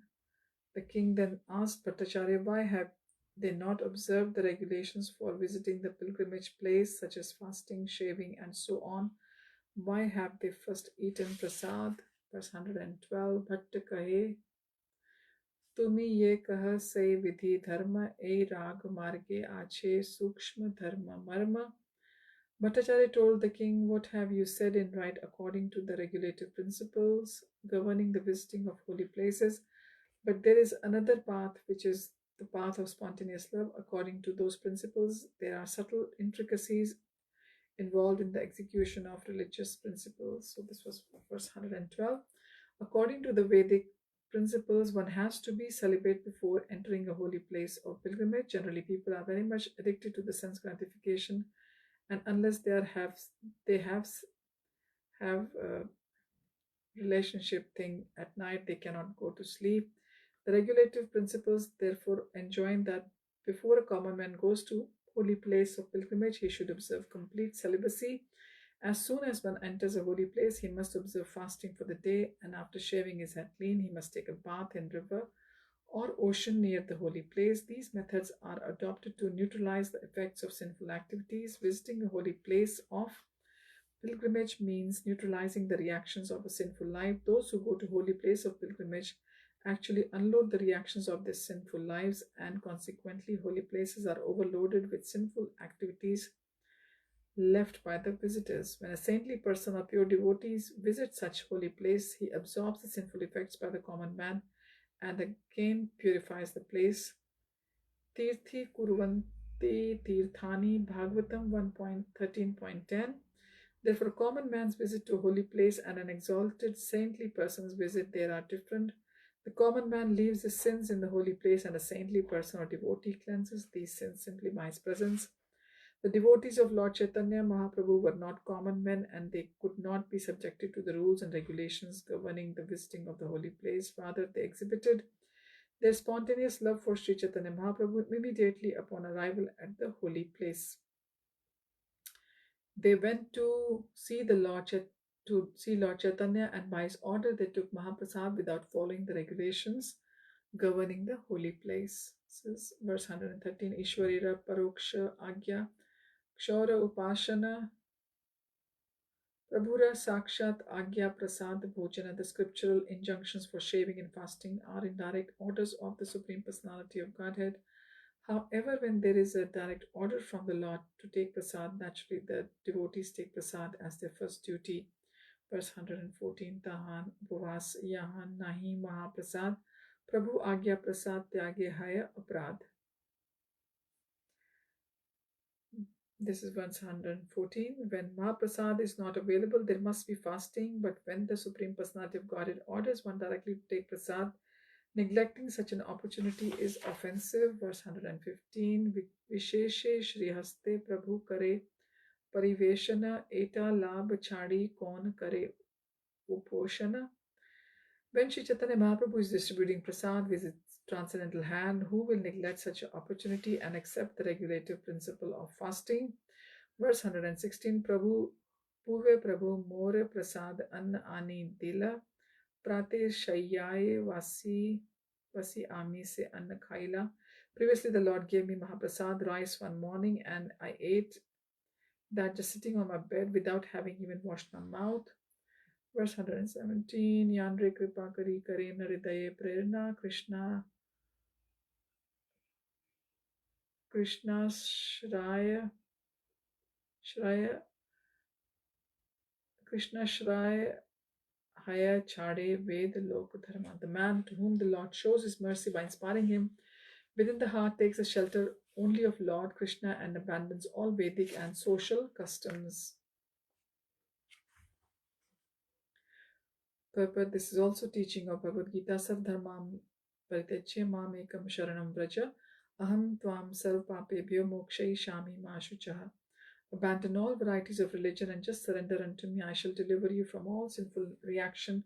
Do not fear. This is from Bhagavad-Gita 18.66. Such firm faith in the Supreme Personality of Godhead is possible only by the mercy of the Lord.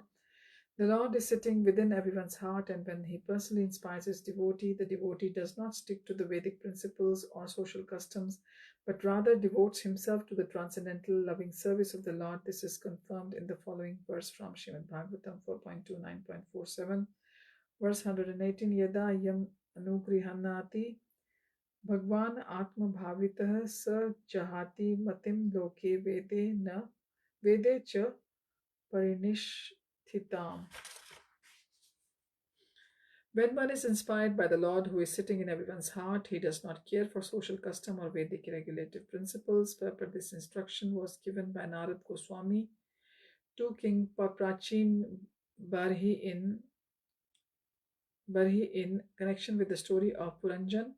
Without mercy of the Supreme Personality of Godhead, one cannot extricate himself from the fruitive activities that are under the jurisdiction of the Vedas. Even personalities like Lord Brahma, Lord Shiva, Manu, and Prajapatis headed by Daksh, the four Kumars, Marichi, and even Narad himself could not properly receive the causeless mercy of the Lord. Verse 119. Tabe Raja Attalika Haite Talete Aila Kashi Mishra Paricha Patra Dunhe Anaila.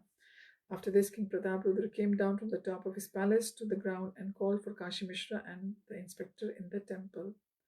Verses 120 and 121. Prataprudra Agya Dila Se Dui Jane Prabhu Sthane Asiya Chena Yata Prabhu Ragane Sabare Swachanda Vasa Swachanda Prasad Swachanda Darshan Karaiha Nahe Yenabad. Maharaj Pratapruddha then told both Kashi Mishra and temple inspector provide all the devotees and associates of Sri Chaitanya Mahaprabhu with comfortable residences, convenient eating facilities for prasad, and convenient visiting arrangements at the temple, so that there will not be any difficulty. Verse 122. Prabhura Agya Paliha Dunhe Savadhan Hena Agya Nahe Tabu Kariha Ingit Bujhiya. The orders of Sri Chaitanya Mahaprabhu must be carefully carried out. Although the Lord may not give direct orders, you are still to carry out his desires simply by understanding his indications. Verse 123. Ita bali vidai dila se dui jane sarvabhaum dekhite aila Vaishnav milane. Saying this, the king gave permission to them to leave. Sarvabhaum Bhattacharya also went to see the assembly of all the Vaishnavas. Verse 124. Gopinathacharya Bhattacharya Sarvabhaum dure rahi dekhe Prabhura Vaishnav milan. From a distant place, both Gopinathacharya and Sarvabhaum Bhattacharya watched the meeting of all the Vaishnavas with Caitanya Mahaprabhu. Verse 125. Simhadwar dahine chadi sab Vaishnav gana Kashi Mishra Griha Pathe Garila Gamana. Beginning from the right side of the lion gate or the main gate of the temple, all the Vaishnavas began to proceed toward the house of Kashi Mishra. Verse 126.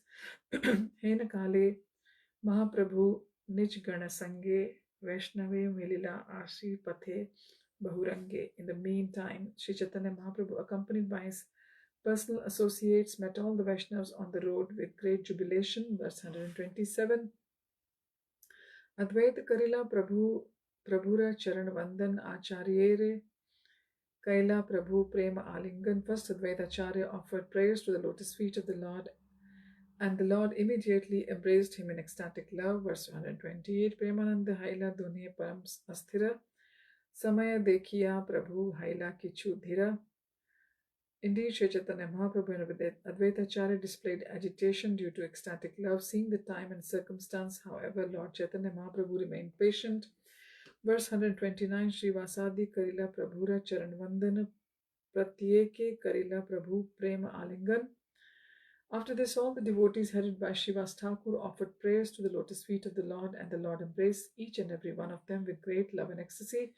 Excuse me. Verse 130. Eke eke sarv bhakte kaila sambhashana sab lena abhyantare karila gaman. The Lord addressed all the devotees one after another and took all of them with him into the house. Verse 131.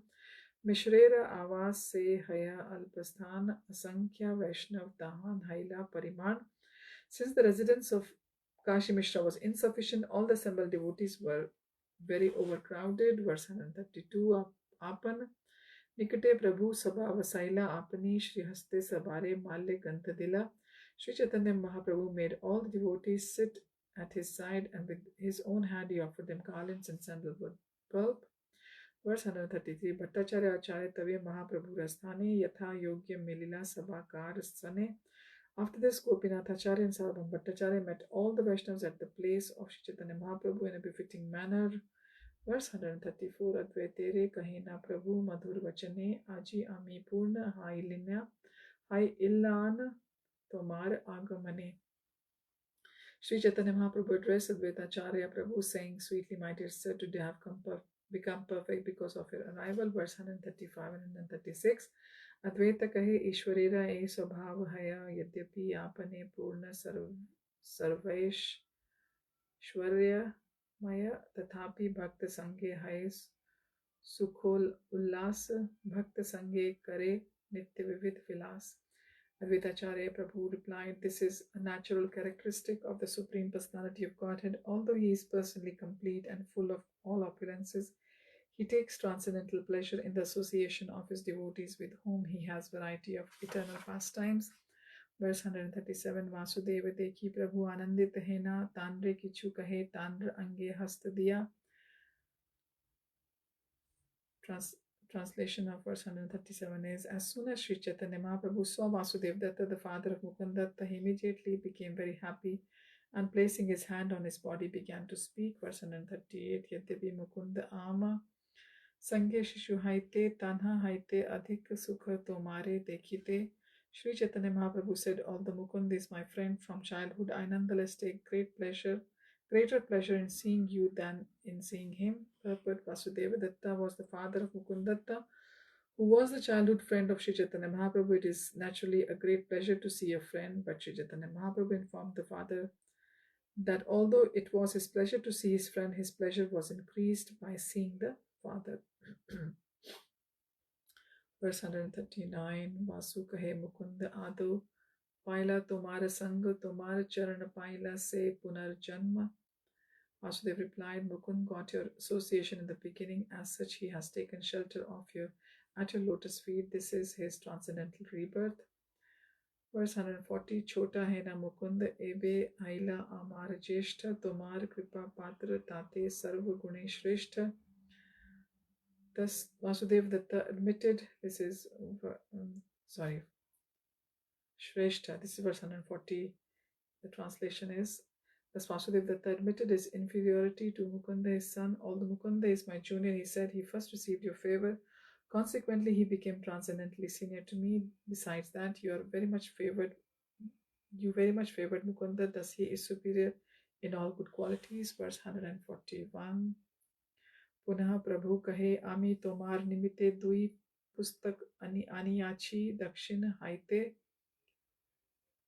The Lord said, for your sake only I have brought 2 books from South India. Verse 142. Sarupera thani ache lehar talikiya Vasudev anandit pustakapana. The books are kept with Sarup Damodar and you can get them copied. Hearing this, Vasudev became very glad. Verse 143. Pratek Vaishnav Sabe Likhiya Laila Krame Krame Dui Grantha Sarvatra Vyapila. Indeed, each and every Vaishnav copied the 2 books. By and by, the 2 books, Brahma Samhita and Shri Krishna Karnamrita, were broadcast all over India. Verse 144. Shivasadhye Kahe Prabhu Kari Mahaprita Tomar Chari Bhaira Ami Hainu Vikrita. The Lord addressed Shivas and his brothers with great love and affection, saying, I am so obliged that I am purchased by you 4 brothers. Verse 145. Shivas kahe kene kaha viprita kripa mulye chari bhai hai tomar krita. Shivas then replied to the Lord, why are you speaking in a contradictory way? Rather, we 4 brothers have been purchased by your mercy.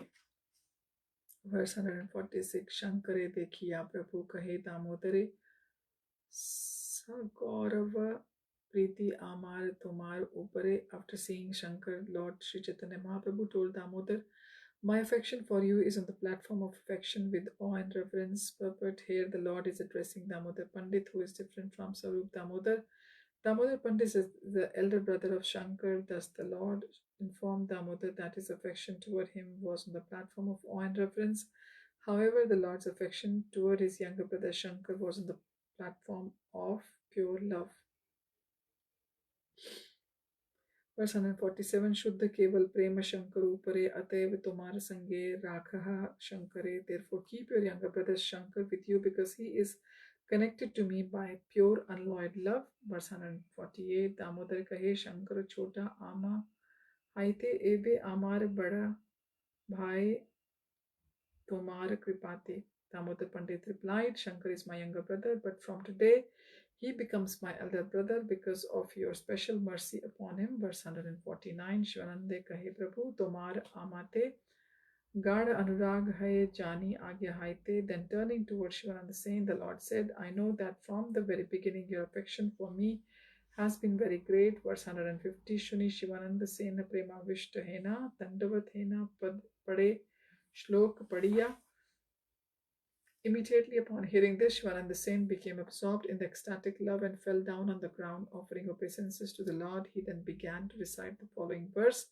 Verse 151. Nimajjato ananta bhavaranavantash chirai me kulam ivasi labdha tvayapi labdham bhagavan idanim anuttamam patram idam tayaya.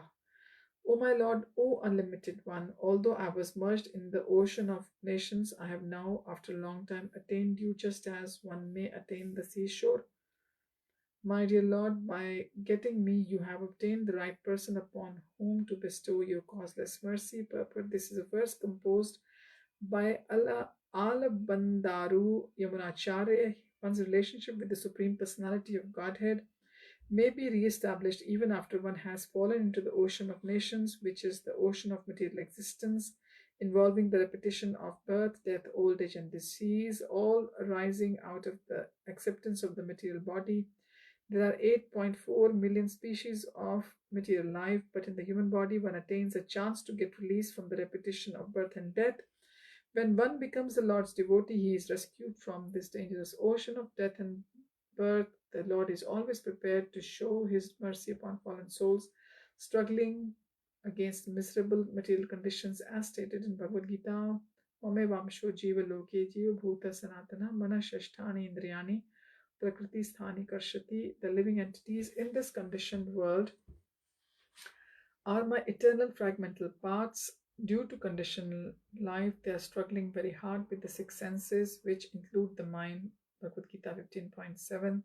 Thus, every living being is struggling hard in this material nature. Actually, the living entity is part and parcel of the Supreme Lord, and when he surrenders unto the Supreme Personality of Godhead, he attains release from the ocean of birth and death. The Lord, being very kind to fallen souls, is always anxious to get the living entity out of the ocean of nations. If the living entity understands his position and surrenders to the Lord, his life becomes successful. Verse 152. Prathame Murari Gupta Prabhure na miliya bahirete padi ache dandavat hena. Murari Gupta at first did not meet Lord, but rather remained outside the door, falling down like a stick to offer obeisances. This is verse 152. Moving on to verse 153. Murari na dekhiya Prabhu kare anveshana, Murari laite dhana, aila bahujana. When Lord Sri Chaitanya Mahaprabhu could not see Murari amongst the devotees, he inquired about him. Thereupon many people immediately went to Murari, running to take him to the Lord. Verse 154. Trina dui gucha Murari dashane dhariya Mahaprabhu age gela danya dhin hena. Thus Murari Gupta, catching two bunches of straw in his teeth, went before Sri Chaitanya Mahaprabhu with humility and meekness. Verse 155. Murari dekhiya Prabhu aila milite pache bhage Murari lagila kahite. Upon seeing Murari come to meet him, Sri Chaitanya Mahaprabhu went up to him, but Murari began to run away and speak as follows. Verse 156. More na chuniha Prabhu muni ta pamar tomar sparshayogya nahe pap kalevar. My Lord, please do not touch me. I am most abominable and not fit for you to touch because of my body is sinful. Verse 157. Prabhu kahe Murari kar danya samavaranam Tomar danya dekhi more vitirna haya mana. The Lord said, my dear Murari, please restrain your unnecessary humility. My mind is undisturbed to see your weakness. Verse 158. Eta bali Prabhu tanre kaila alingana nikate vasana kare ang samarjana. Saying this, the Lord embraced Murari and had him sit down by his side. The Lord then began to cleanse his body with his own hand. Verse 159 and 160. Acharya Ratna Vidyanidhi Pandit Gadadhar Ganga Das Hari Bhatt Acharya Purandar Pratyeke Sabar Prabhu Kari Gunagan Punah Punah Alingya Karila Samman. Lord Sri Chaitanya Mahaprabhu then again and again embraced all the devotees, including Acharya Ratna Vidyanidhi, Pandit Gadadhar, Ganga Das, Hari Bhatt and Acharya Purandar. The Lord described their good qualities and glorified them again and again. Verse 161. Sabare Sammani Prabhura Haila Ullas Haridase Na Dekhiya Kahe Kahan Haridas. After thus offering respect to each and every devotee, Lord Sri Chaitanya Mahaprabhu became very jubilant. However, not seeing Haridas Thakur, he inquired, where is Haridas? Verse 162. Dur haite Haridas Gosane dekhiya Raja Patha Prante Padi Ache Dandavatena. Sri Chaitanya Mahaprabhu then saw in the distance that Haridas Thakur was lying down flat on the road offering obeisances. This is verse 162. Verse 163. Milan Sthane Asi Prabhure Nam Milila Raja Patha Prante Dure Padiya Rahila. Haridas Thakur did not come to the Lord's meeting place but remained fallen flat on the common road at a distance. Verse 164. Bhakta Sabadhana Aile Haridase Nite Prabhu Tomaye Milite Chahe Chalah Tvarite. All the devotees then went to Haridas Thakur, saying, the Lord wants to meet you. Please come immediately. Verse 165. Haridas Kahe Muni Neech Jati Char Mandir Nikate Yaite Mor Nahi Adhikar. Haridas Thakur replied, I cannot go near the temple because I am a low caste abominable person. I have no authority to go there. But although Haridas Thakur was such a highly exalted Vaishnav that he was addressed as Haridas Goswami, he still did not like to disturb the common sense of the general populace. Haridas Thakur was so exalted that he was addressed as Thakur and Gosani, and these titles are offered to the most advanced Vaishnavas. The spiritual master is generally called Gosani, and Thakur is used to address the Paramhamsas, those in the topmost rank of spirituality. Nonetheless, Haridas Thakur did not want to go near the temple. Although he was called there by Sri Chaitanya Mahaprabhu himself, Jagannath temple still accepts only those Hindus who are in the Varnashram order. Other castes, especially those who are not Hindu, are not allowed to enter the temple. This is a long-standing regulation, and the Haridas Thakur, although certainly competent and qualified to enter the temple, did not even want to go near it. This is called Vaishnav humility. Verse 166, Nibrite tota madhye sthana yadipana tahan padi raho ekale kal gunana. Haridas Thakur then expressed his desire, if I could just get a solitary place near the temple, I could stay there alone and pass my time. Verse 167, Jagannath sevakera mor sparsh nahi hai, tahan padi rahu mor e vancha hai. Vancha means desire. I do not wish the servants of Lord Jagannath to touch me. I would remain there in the garden alone. This is my desire. Verse 168, Ekatha lok giya prabhure kahila shuniye prabhura mane bada sukhaila.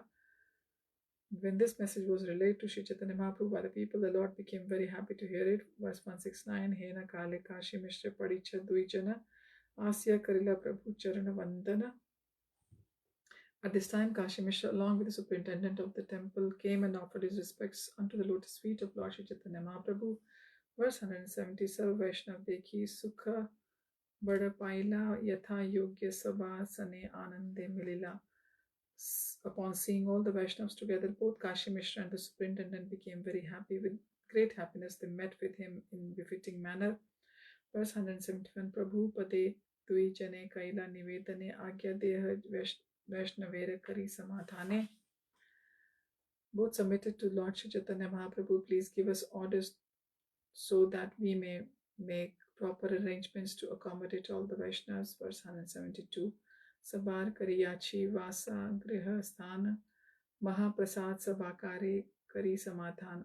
Accommodations have been arranged for all the Vaishnavas. Now let us distribute Mahaprasad to all of them. Verse 173, Prabhu Kahe Gopinath Yaha Vaishnav Lena Yaha Kahe Vasa Taha Deha Lena. Shri Chaitanya Mahaprabhu immediately told Gopinath Acharya, please go with the Vaishnavas and accommodate them in whatever residence Kashi Mishra and the temple superintendent offer.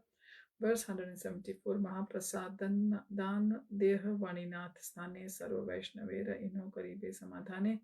Then the Lord told Kashi Mishra and the temple superintendent, as for us the remembrance of the food left by Jagannath, let them be delivered to Vaninath Rai's charge, for he can take care of all the Vaishnavas and distribute Mahaprasad to them. Verse 175, Amara Nikite E Pushpera Udyane Ek Khani Ghara Ache Parama Nirjane. Shri Chaitanya Mahaprabhu then said, nearby my place in this garden of flowers is one single room that is very solitary. Verse 176, Se ghar ama ke deh ache prayojana nibrite vasiya tahan kariba smarana. Please give that room to me, for I have need for it. Indeed, I shall remember the lotus feet of the Lord sitting in that solitary place. But this statement of Sri Chaitanya Mahaprabhu is significant. Nibrite vasiya tahan kariba smarana. I shall sit down there in that solitary place and remember the lotus feet of the Lord. Neophyte students are not to imitate sitting in the solitary place and remembering the lotus feet of the Lord by chanting the Hare Krishna Mahamantra. We should always remember that it was Sri Chaitanya Mahaprabhu himself who wanted such a place either for himself or Haridas Thakur. No one can suddenly attain the level of Haridas Thakur and sit down in a solitary place to chant Hare Krishna Mahamantra and remember the lotus feet of the Lord. Only an exalted person like Haridas Thakur or Sri Chaitanya Mahaprabhu, who is personally exhibiting the proper behavior for an acharya, can engage in such practice. At the present moment, we see that some of the members of the International Society for Krishna Consciousness are tending to leave their preaching activities in order to sit in a solitary place. This is not a very good sign. It is in fact that Srila Bhaktisiddhanta Saraswati has condemned this process for neophytes. He has even stated in a song, Pratisthar tare nirjanera ghare tav tar hari naam kevala kaitava. Sitting in a solitary place intending to chant the Hare Krishna Mahamantra is considered a cheating process. This practice is not possible for neophytes at all. The neophyte's devotee must act and work very laboriously under the direction of the spiritual master, and he must thus preach the cult of Sri Chaitanya Mahaprabhu. Only after maturing in devotion can he sit down in solitary place to chant the Hare Krishna Mahamantra as Chaitanya Mahaprabhu himself did. Although Sri Chaitanya Mahaprabhu is the Supreme Personality of Godhead, he nonetheless travelled all over India continuously for 6 years and then retired at Jagannath Puri to teach us a lesson. Even at Jagannath Puri, the Lord chanted the Hare Krishna Mahamantra in a great meeting at the Jagannath temple. The point is that one should not try to imitate Haridas Thakur at the beginning of one's transcendental life. One must first become very mature in devotion and thus receive the approval of Sri Chaitanya Mahaprabhu. Only at such a time one actually sit down peacefully, can actually sit down peacefully in a solitary place to chant the Hare Krishna Mahamantra and remember the lotus feet of the Lord. The senses are very strong, and if a neophyte devotee imitates Haridas Thakur, his enemies Kam, Krodh, Lobha, Moh, Mad and Matsarya will disturb and fatigue himself. Instead of chanting the Hare Krishna Mahamantra, the neophyte will simply sleep soundly. Preaching work is meant for advanced devotees, and when an advanced devotee is further elevated on the devotional scale, he may retire to chant the Hare Krishna Mahamantra in a solitary place. However, if one simply imitates the advanced spiritual life, he will fall down just like the Sahajiyas in Vrindavan. Verse 177. Mishra kahe sab tumar chaha ki karane apan ichhaya lahar ye tumar mane. Kashi Mishra then told Sri Chaitanya Mahaprabhu, everything belongs to you. What is the use of your begging? By your own will you can take whatever you like. Verse 178. Ami duiha I tumara das agyakari ye chaha se agya deha kripa kari. My Lord, we are your two servants and are here just to carry out your orders. By your mercy, please tell us what to do, whatever you want. Verse 179. Eta kahi dui jane vidaye laila gopinath vaninath dunhe sange nila. Saying this, Kashi Mishra and the temple inspector took their departure, and Gopinath and Vaninath went with them. Verse 180. Gopinathe dekhaila sab vasa ghar Vaninath thani dila prasad vistara. Gopinath was then shown all the residential places, and Vaninath was given large quantities of food, Mahaprasad left by Lord Jagannath. Verse 181. Vaninath aila bahu prasad pitha lena. Gopinath aila vasa samskar kariya. Thus Vaninath returned with large quantities of Lord Jagannath's remnants, along with cakes and other good eatables. Gopinathacharya also returned after cleansing all the residential quarters. Verse 182. Mahaprabhu kahe shuna sarva vaishnav gana nija nija vasa sabe graha gavan. Sri Chaitanya Mahaprabhu then addressed all the Vaishnavas and requested that they listen to him. He said, now you can go to your respective residential quarters. Verse 183. Samudra snana kari kar chuda darshana tabe aji Asi karibe bhojana. Go to the sea and bathe and look at the top of the temple. After so doing, please come back here and take your lunch. Verse 184. Prabhu namaskari sabe vasate chalila gopinath acharya sabe vasa sthana dila. After offering obeisances to Sri Chaitanya Mahaprabhu, all the devotees departed for the residences, and Gopinath Acharya showed them their respective quarters. Verse 185. Mahāprabhu aila tabe Haridas milane Haridas kare preme naam sankirtane. After this, Sri Chaitanya Mahaprabhu went to meet Haridas Thakur, and he saw him engaged in chanting the Mahamantra with ecstatic love.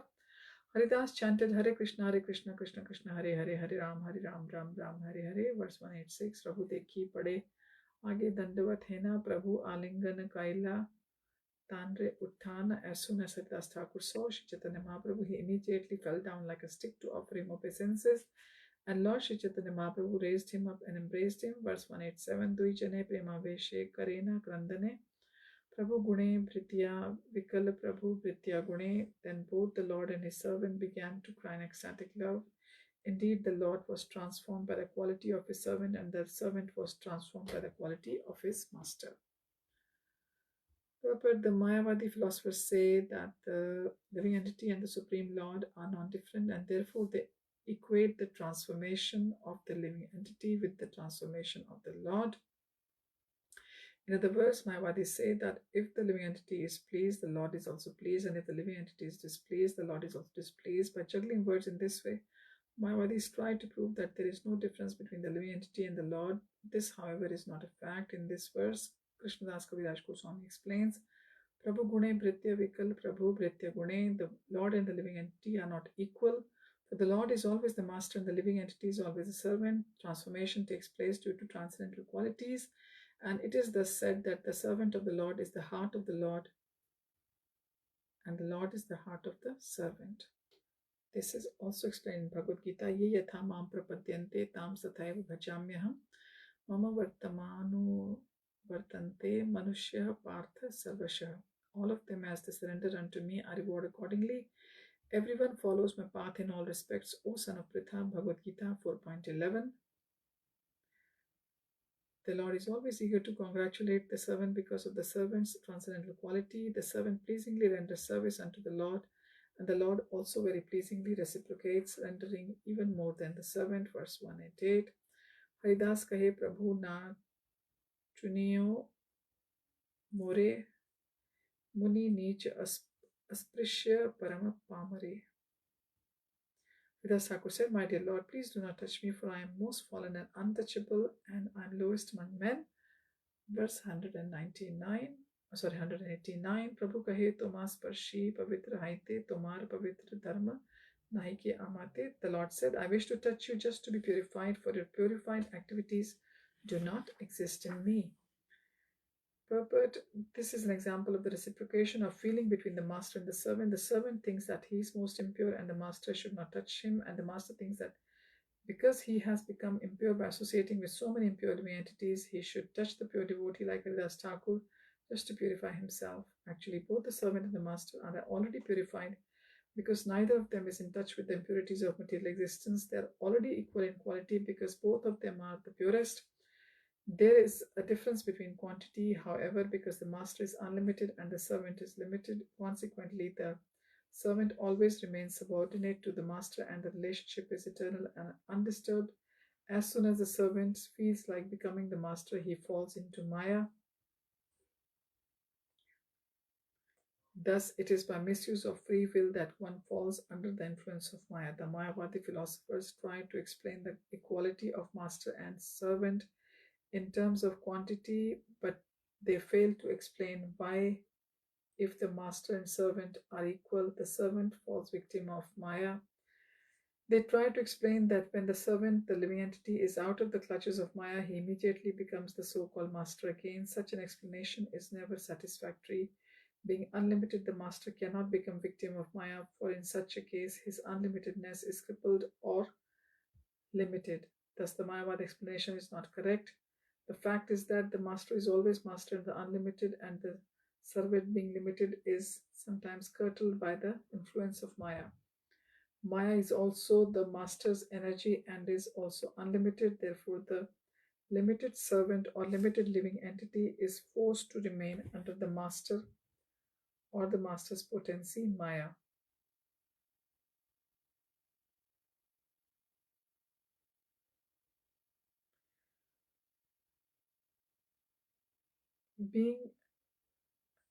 Yes, therefore, the limited servant or limited living entity is forced to remain under the master or the master's potency, Maya. Being free from Maya's influence, one can again become a pure servant and equal qualitatively to the Lord. The relationship between master and servant continues due to their being unlimited and limited respectively. Verse 190, Kshane Kshane Karatu me Sarvatirthe Snan, Kshane Kshane Karatu me Yagya Tapodan. Sri Chaitanya Mahāprabhu exalted Haridas Thakur, stating, at every moment you take your bath in all the holy place of pilgrimage, and at every moment you perform great sacrifices, austerity, and charity. Verse 191, Nirantara Karachari Ved Adhyan Dvija Nyasi Haite Tumi Param Pavan. You are constantly studying the four Vedas and you are far better than any Brahman or sannyasi. Verse 192, Aho Bata Ashva Pacho Gariyan Shwapachoto Gariyan Yaj Jiva Gre Vartate Nama Tubhyam Tapastu Te Juhuvah Sasnor Arya Brahmanuchur Nama Grinanti Yete. Sri Chaitanya Mahaprabhu then recited the following verse: My dear Lord, one who always keeps your holy name on his tongue becomes greater than an initiated Brahman, although he may be born in a family of dog eaters and therefore by material calculation may be the lowest among men, he is still glorious. This is the wonderful effect of chanting the holy name of the Lord. It is therefore concluded that one who chants the holy name of the Lord should be understood to have performed all kinds of austerities and great sacrifices mentioned in the Vedas. He has already taken his bath in all the holy places of the pilgrimage. He has studied all the Vedas and he is actually an Aryan.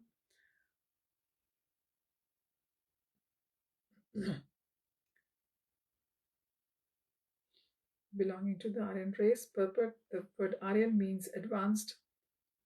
Unless one is spiritually advanced, he cannot be called an Aryan, and this is the difference between Aryan and non-Aryan. Non-Aryans are those who are not spiritually advanced by following the Vedic culture, by performing great sacrifices, and by becoming a strict follower of the Vedic instructions. One may become a Brahmana, sannyasi, or an Aryan. It is not possible to become a Brahman, sannyasi, or Aryan without being properly qualified. Bhagavad Dharma never allows one to become a cheap Brahman, sannyasi, or Aryan. The qualities or qualifications described herein are quoted from Srimad Bhagavatam 3.33.7 and were spoken by Devahuti, the mother of Kapil Dev, when she understood the influence of devotional service, Bhakti Yoga. In this way, Devahuti praised the devotee, pointing out his greatness in all respects. Verse 193. Eta bali tanre lena gela pushpotyane ati nibrite tanre dila vasasthane. Saying this, Sri Chaitanya Mahaprabhu took Haridas Thakur within the flower garden, and there in a very secluded place he showed him his residence. Verse 194. Es thane rahi kar naam sankirtan pratidina asi ami kariba milan. Sri Chaitanya Mahaprabhu requested Haridas Thakur, remain here and chant Harin Krishna Mahamantra. I shall personally come here to meet you daily. Verse 195. Mandirera chakra dekhi kariya pranam e thani tumar asibe prasadan. Remain here peacefully and look at the chakra at the top of the temple and offer obeisances. As far as your prasad is concerned, I shall arrange to have sent here. Purport: since he was born in Mohammedan family, Srila Haridas Thakur could not enter the temple of Jagannath due to temple restrictions. Nonetheless, he was recognized by Sri Chaitanya Mahaprabhu as Namacharya Haridas Thakur.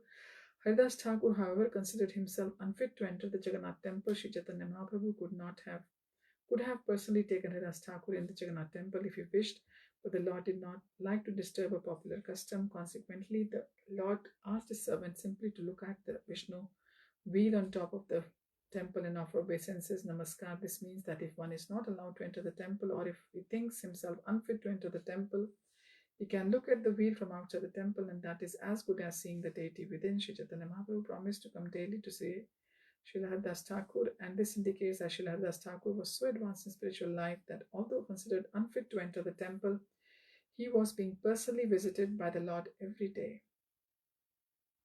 Nor was there any need for his going outside his residence to collect food. Sri Chaitanya Mahaprabhu assured Haridas Thakur that the remnants of his foodstuff would be sent there.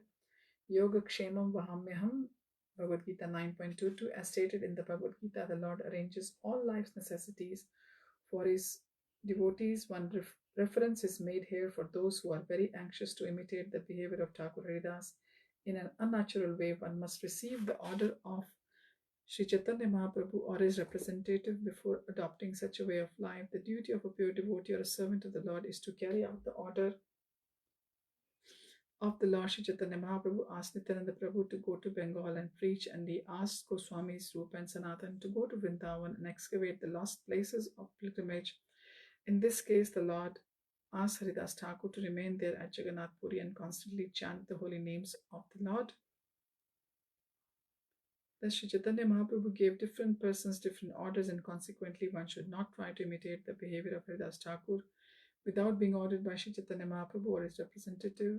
Srila Bhaktisiddhanta Saraswati Thakur condemns such imitations in this way. Dushtamana tumi kisera Vaishnava pratisthar tare nirjanera ghare tav hari nama kevala kaitava. My dear mind, you are trying to imitate Haridas Thakur and chant Hare Krishna Mahamantra in a secluded place, but you are not worth being called a Vaishnava, because what you want is cheap popularity and not the actual qualifications of Haridas Thakur. If you try to imitate him, you will fall down, for your neophyte position will cause you to think of women and money. Thus you will fall into the clutches of Maya, and your so-called chanting in a secluded place will bring about your downfall. Verse 196. Nityananda Jagadananda Damodar Mukunda Haridase Mili Sabe Paile Ananda. When Nityananda Prabhu, Jagadananda Prabhu, Damodar Prabhu and Mukunda Prabhu met Haridas Thakur, they all became very much pleased. Verse 197. Samudra Stana Kari Prabhu Aila Nijasthane Advaitadi Gela Sindhu Karibare Stane. When Sri Chaitanya Mahaprabhu returned to his residence after taking a bath in the sea, all the devotees headed by Advaita Prabhu went to bathe in the sea. Verse 198. Asi Jagannathera Kaila Chuda Darshana Prabhura Avase Aile Karite Bhojana. After bathing in the sea, all the devotees headed by Advaita Prabhu returned. On their return, they saw the top of the Jagannath temple. They then went to the residence of Sri Chaitanya Mahaprabhu to take their luncheon. Verse 199. Sabare Vasaila Prabhu Yogya Kramakari Shri Haste Pariveshana Kaila Gaur Hari. One after the other, Sri Chaitanya Mahaprabhu made all the devotees sit in their proper places. He then began to distribute prasad with his own transcendental hand. Verse 200. Alpa Anna Nahi Aise Dite Prabhu Rahate Dui Tinera Anna Dena Ek Ek Pate. All the devotees were served prasad on the plantain leaves, and Sri Chaitanya Mahaprabhu distributed on each leaf a quantity suitable for 2 or 3 men to eat, for his hand could not distribute less than that. Verse 201. Prabhu Nakhaile Keha Nakare Bhojana Urdhva Haste Vasi Rahe Sarva Bhakta Gana. All the devotees kept their hands raised over the prasad distributed to them, for they did not want to eat without seeing the Lord eat first. Verse 202. Swarup Gosani Prabhu ke Kaila Nivedan Tumi na Vasile ke na kare Bhojana. Swarup Damodar then informed Sri Chaitanya Mahaprabhu, unless you sit and take prasad, no one will accept it. Verse 203. Tuma Sanke Rahe Yata Sanyasir Gana Gopinathacharya Tanre Kariyache Nimantrana. Gopinathacharya has invited all the sannyasis who remained with you to come and take prasad. Verse 24. Acharya Asiya Chena Bhikshar Prasadana Lena Puri Bharati Achena Tumara Bhiksha Kariya. Gopinathacharya has already come, bringing sufficient remnants of food to distribute to all the sannyasis, and sannyasis like Paramanand Puri and Brahmananda Bharati are waiting for you. Verse 25. Nityananda Lena Bhiksha Karite Vaisa Tumi Vaishnavera Pariveshana Karite Chi Ami. You may sit down and accept the luncheon with Nityananda Prabhu, and I shall distribute the prasad to all the Vaishnavas. Verse 206. Tabe Prabhu Prasadana Govinda Hate Dila Yatna Kari Haridas Thakure Pathaila. After this, Sri Chaitanya Mahaprabhu carefully delivered some prasad into the hands of Govinda to be given to Haridas Thakur. Verse 27. Apne Vasila Sab Sanyasir Lana Pariveshana Kare Acharya Harshit Hena. Then Sri Chaitanya Mahaprabhu personally sat down to accept lunch with the other sannyasis, and Gopinath Acharya began to distribute the prasad with great pleasure. Verse 208. Swarup Gosani Damodar Jagadananda Vaishnaver Re Pariveshe Tina Jane Anand. Then Swarup Damodar Goswami, Damodar Pandit and Jagadananda all began to distribute prasad to the devotees with great pleasure. Verse 109. Nana Pita Pana Khaya Akantha Puriya Madhya Madhya Hari Kahe Anandita Hena. They all ate all kinds of cakes and sweet rice, filling themselves up to their throats, and at intervals they vibrated the holy name of the Lord in great jubilation. Purport: it is a practice of Vaishnavas while taking prasad to chant the holy name of the Lord Hari at the intervals, and also sing various songs such as Sharira Vidyajal. Those who are honoring prasad accept the remnants of food offered to the deity must always remember that prasad is not ordinary food. Prasad is transcendental. We are therefore reminded, Mahaprasade Govinde Nam Brahmani Vaishnave Swalpa Punya Vatam Rajan Vishwaso Naiva Jayate. Those who are not pious cannot understand the value of Mahaprasad and the holy name of the Lord. Both Prasad and the Lord's name are the Brahman or a spiritual platform. Are on the Brahman or spiritual platform. One should never consider Prasad to be like ordinary hotel cooking, nor should one touch any kind of food not offered to the deity. Every Vaishnava strictly follows this principle and does not accept any food that is not Prasad. One should take Prasad with great faith and should chant the holy name of the Lord and worship the deity in the temple, always remembering that deity, Mahaprasad, and the holy name do not belong to the mundane platform. By worshipping the deity, eating prasad, and chanting the Hare Krishna Mahamantra, one can always remain on the spiritual platform. Brahma Bhuyaya Kalpate, verse 210. Bhojan Samapta Haila Kaila Achamanna Sabare Paraila Prabhu Malya Chandan. After everyone had finished his lunch and washed his mouth and hands, Sri Chaitanya Mahaprabhu personally decorated everyone with flower garlands and sandalwood pulp, verse 211. Vishram karite sabe niju vasa gela sandhya kale asi punah prabhu ke milila. After thus accepting prasad, they all went to take rest in their respective residence, and in the evening they again came to meet Sri Chaitanya Mahaprabhu, verse 212. He nakali Ramananda Aila Prabhu Sthane Prabhu Milaila Tanre Sab Vaishnave Gane. At this time, Ramananda Rai also came to meet Sri Chaitanya Mahaprabhu and the Lord took the opportunity to introduce all the Vaishnavas to him. Verse 213. Sabha Lena Gela Prabhu Jagannathalaya Kirtan Arambha Tatha Kaila Mahashay. The great personality of Godhead Sri Chaitanya Mahaprabhu then took all of them to the temple of Jagannath and began the congregational chanting of the holy name there. Verse 214. Sandhya Dhoop Dekhi Arambhela Sankirtana Padicha Asi Sabare Dila Malya Chandan. After seeing the Dhoop Aarti of the Lord, they all began congregational chanting. Then the Padicha, the superintendent of the temple, came and offered flower garlands and sandalwood pulp to everyone. Verse 215. Chari Dike Chari Sampradaya Karena Kirtan Madhya Nritya Kare Prabhu Shachira Nandan. 4 parties were then distributed in 4 directions to perform Sankirtan. And in the middle of them, the Lord himself, known as the son of Mother Shachi, began to dance. Verse 216. Ashtamridanga Baje Batrisha Kartal Hridhvani Kare Sabe Bale Bhal Bhal. In the 4 groups, there were 8 mridangas and 32 cymbals. All together, they began to vibrate the transcendental sound, and everyone said, "Very good, very good." Verse 217. Kirtanera Dhvani Mahamangala Utila Chaturdasha Lok Bhari Brahmanda Bhedila. And the tumultuous vibration of Sankirtan resounded, all good fortune immediately awakened, and the sound penetrated the whole universe through the 14 planetary systems. Verse 218. Kirtan Arambhe Prema Uthali Chalila Nilachal Vasi Lok Dhana Aila. When the congregational chanting began, the ecstatic love immediately overflooded everything, and all the residents of Jagannath Puri came running. Verse 219. Kirtan Dekhi Sabar Mane Haila Chamatkar Kabhu Nahi Dekhi Aiche Premera Vikar. Everyone was astonished to see. This is verse 219. Everyone was astonished to see such a performance of Sankirtan, and they all agreed that never before had Kirtan been so performed in ecstatic love of God so exhibited. Verse 220. Tave Prabhu Jagannathera Mandir Bediya Pradakshina Kari Bulena Nartan Kariya. So Bediya means walking all around. So hence the title of this chapter, the Beḍā-kīrtana, the walking Kirtan pastimes. At this time, Sri Chaitanya Mahaprabhu circumambulated the temple of Jagannath and continuously danced about the whole area. Verse 221. Aage pache Gan Kare Chari Sampradaya Achadera Kale Dhare Nityananda Rai. As the circumambulation was performed, the 4 Kirtan parties sang in the front and in the rear, where Sri Chaitanya Mahaprabhu fell down to the ground. Sri Nityananda Rai Prabhu lifted him up.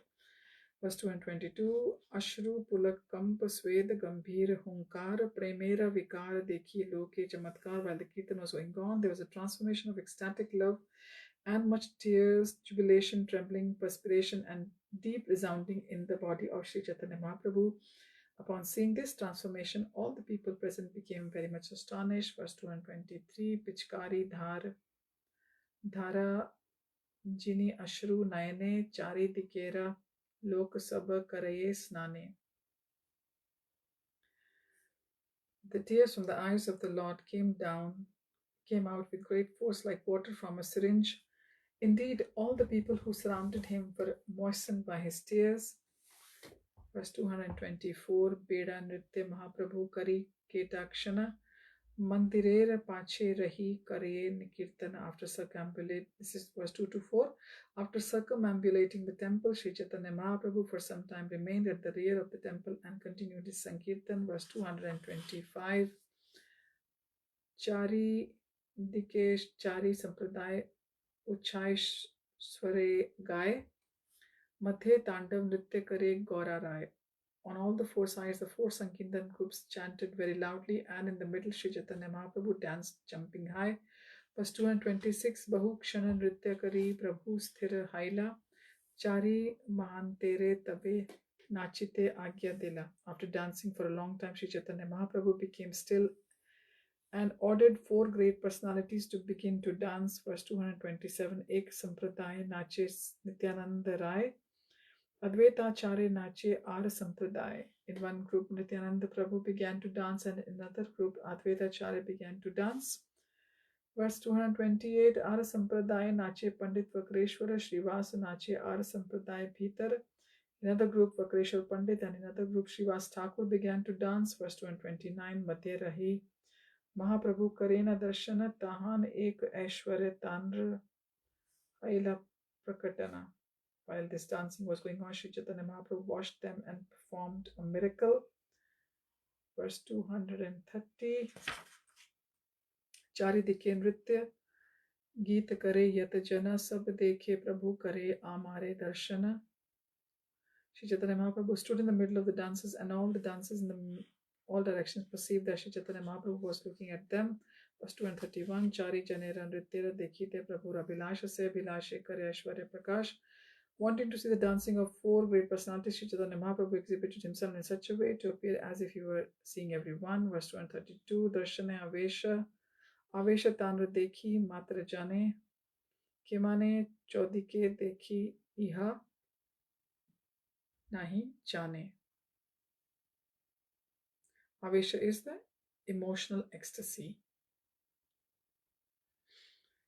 Everyone who saw Sri Chaitanya Mahaprabhu could understand that he was performing a miracle, but they did not know how it was that he could see from all four sides. Verse 233, Pulina Bhojane Yena Krishna Madhya Sthane Chodikera Sakha Kahe Amare Nehane.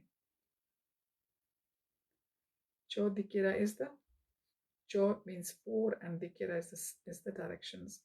In his own pastimes in Vrindavan, when Krishna used to eat on the bank of Yamuna and sit in the center of his friends, every one of the cowherd boys would perceive that Krishna was looking at him. In the same way, when Chaitanya Mahaprabhu was dancing, everyone saw that Chaitanya Mahaprabhu was facing him. Verse 234, Nritya karite ye aise sannidhane Mahaprabhu kare tanre drida alingane. When someone came nearby while dancing, Sri Chaitanya Mahaprabhu would tightly embrace him. Verse 235, Mahanritya Mahaprem Mahasankirtan Dekhi Premaveshe Bhase Nilachal Jana. Upon seeing the great dancing, great love, and great Sankirtan, all the people of Jagannath Puri floated in ecstatic love of ocean of love. Verse 236, Gajapati Raja Shuni Kirtan Mahatva Atalika Chadi Dekhe Swagana Sahita. Hearing the greatness of the Sankirtan, King Prataprudra went up to the top of his palace and watched the performance with his personal associates. Verse 237, Kirtan Dekhiya Rajara Haila Chamatkar Prabhu ke milite Utkantha Badila Apar. The king was very astonished to see Sri Chaitanya Mahaprabhu's Kirtan, and the king's anxiety to meet him increased unlimitedly. Verse 238, Kirtan Samaptiye Prabhu Dekhi Pushpanjali Sarva Vaishnav Lena Prabhu Aila Vasachali. After the Sankirtan ended, Sri Chaitanya Mahaprabhu washed the offering of the flowers to the Lord Jagannath deity. Then he and all the Vaishnavas returned to his residence. Verse 239, Paricha Aniya Dila Prasad Vistara Sabare Bantiya Taha Dilena Ishwar. The superintendent of the temple then brought large quantities of prasad which Chaitanya Mahaprabhu person distributed to all the devotees. Verse 140. Sabare Vidaye Dila Karite Shayana E Mata Lila Kare Shachiranandan. Finally, they all departed to rest in bed. In this way, Sri Chaitanya Mahaprabhu, the son of Shachimata, performed his pastimes. Verse 141. Yavat Achila Save Mahaprabhu Sange Pratidin E Mata Kare Kirtan Range. As long as the devotees remained at Jagannath Puri with Sri Chaitanya Mahaprabhu, the pastimes of Sankirtan was performed with great jubilation every day. Verse 142. Eta kahilun prabhura kirtan vilas yeba iha shune haya chaitanya das. In this way, I have explained the Lord's pastimes of Sankirtan, and I bless everyone with this benediction. By listening to this description, one will surely become a servant of the Sri Chaitanya Mahaprabhu. Verse 243. Shri Rupa Raghunath Pade Yar Ash Chaitanya Charitamrit Kahe Krishna Das. Praying at the lotus feet of Shri Rupa and Shri Raghunath, always desiring their mercy, I, Krishna, narrate Sri Chaitanya Charitamrit following in the footsteps.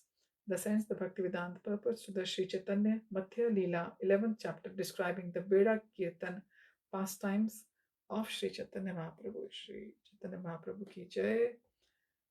Sri Krishnadas Kaviraj Goswami ki jai. Gaura Premanande Hari Hari Bol. Srila Prabhupada ki jai. So now understood that how come I forgot during the reading of that Sri Chaitanya Charitamrit chapter 11 of Madhya Lila, the Beḍā-kīrtana pastimes of Chaitanya Mahaprabhu. Because in this chapter, as we've heard, so much of mention of Haridas Thakur has been given, how he was staying near Mahaprabhu's residence or the quarters, and all the glories of Haridas Thakur is in there. And today also we read earlier in the Antya Lila the passing of Srila Haridas Thakur. So maybe it was the providence who desired that we read these two chapters together in this sequence. So that's why we missed out this chapter earlier on. So there's mercy of Lord in everything. We have to be fully present to understand it. Hariam Tat Sat, Hare Krishna. Thank you for joining.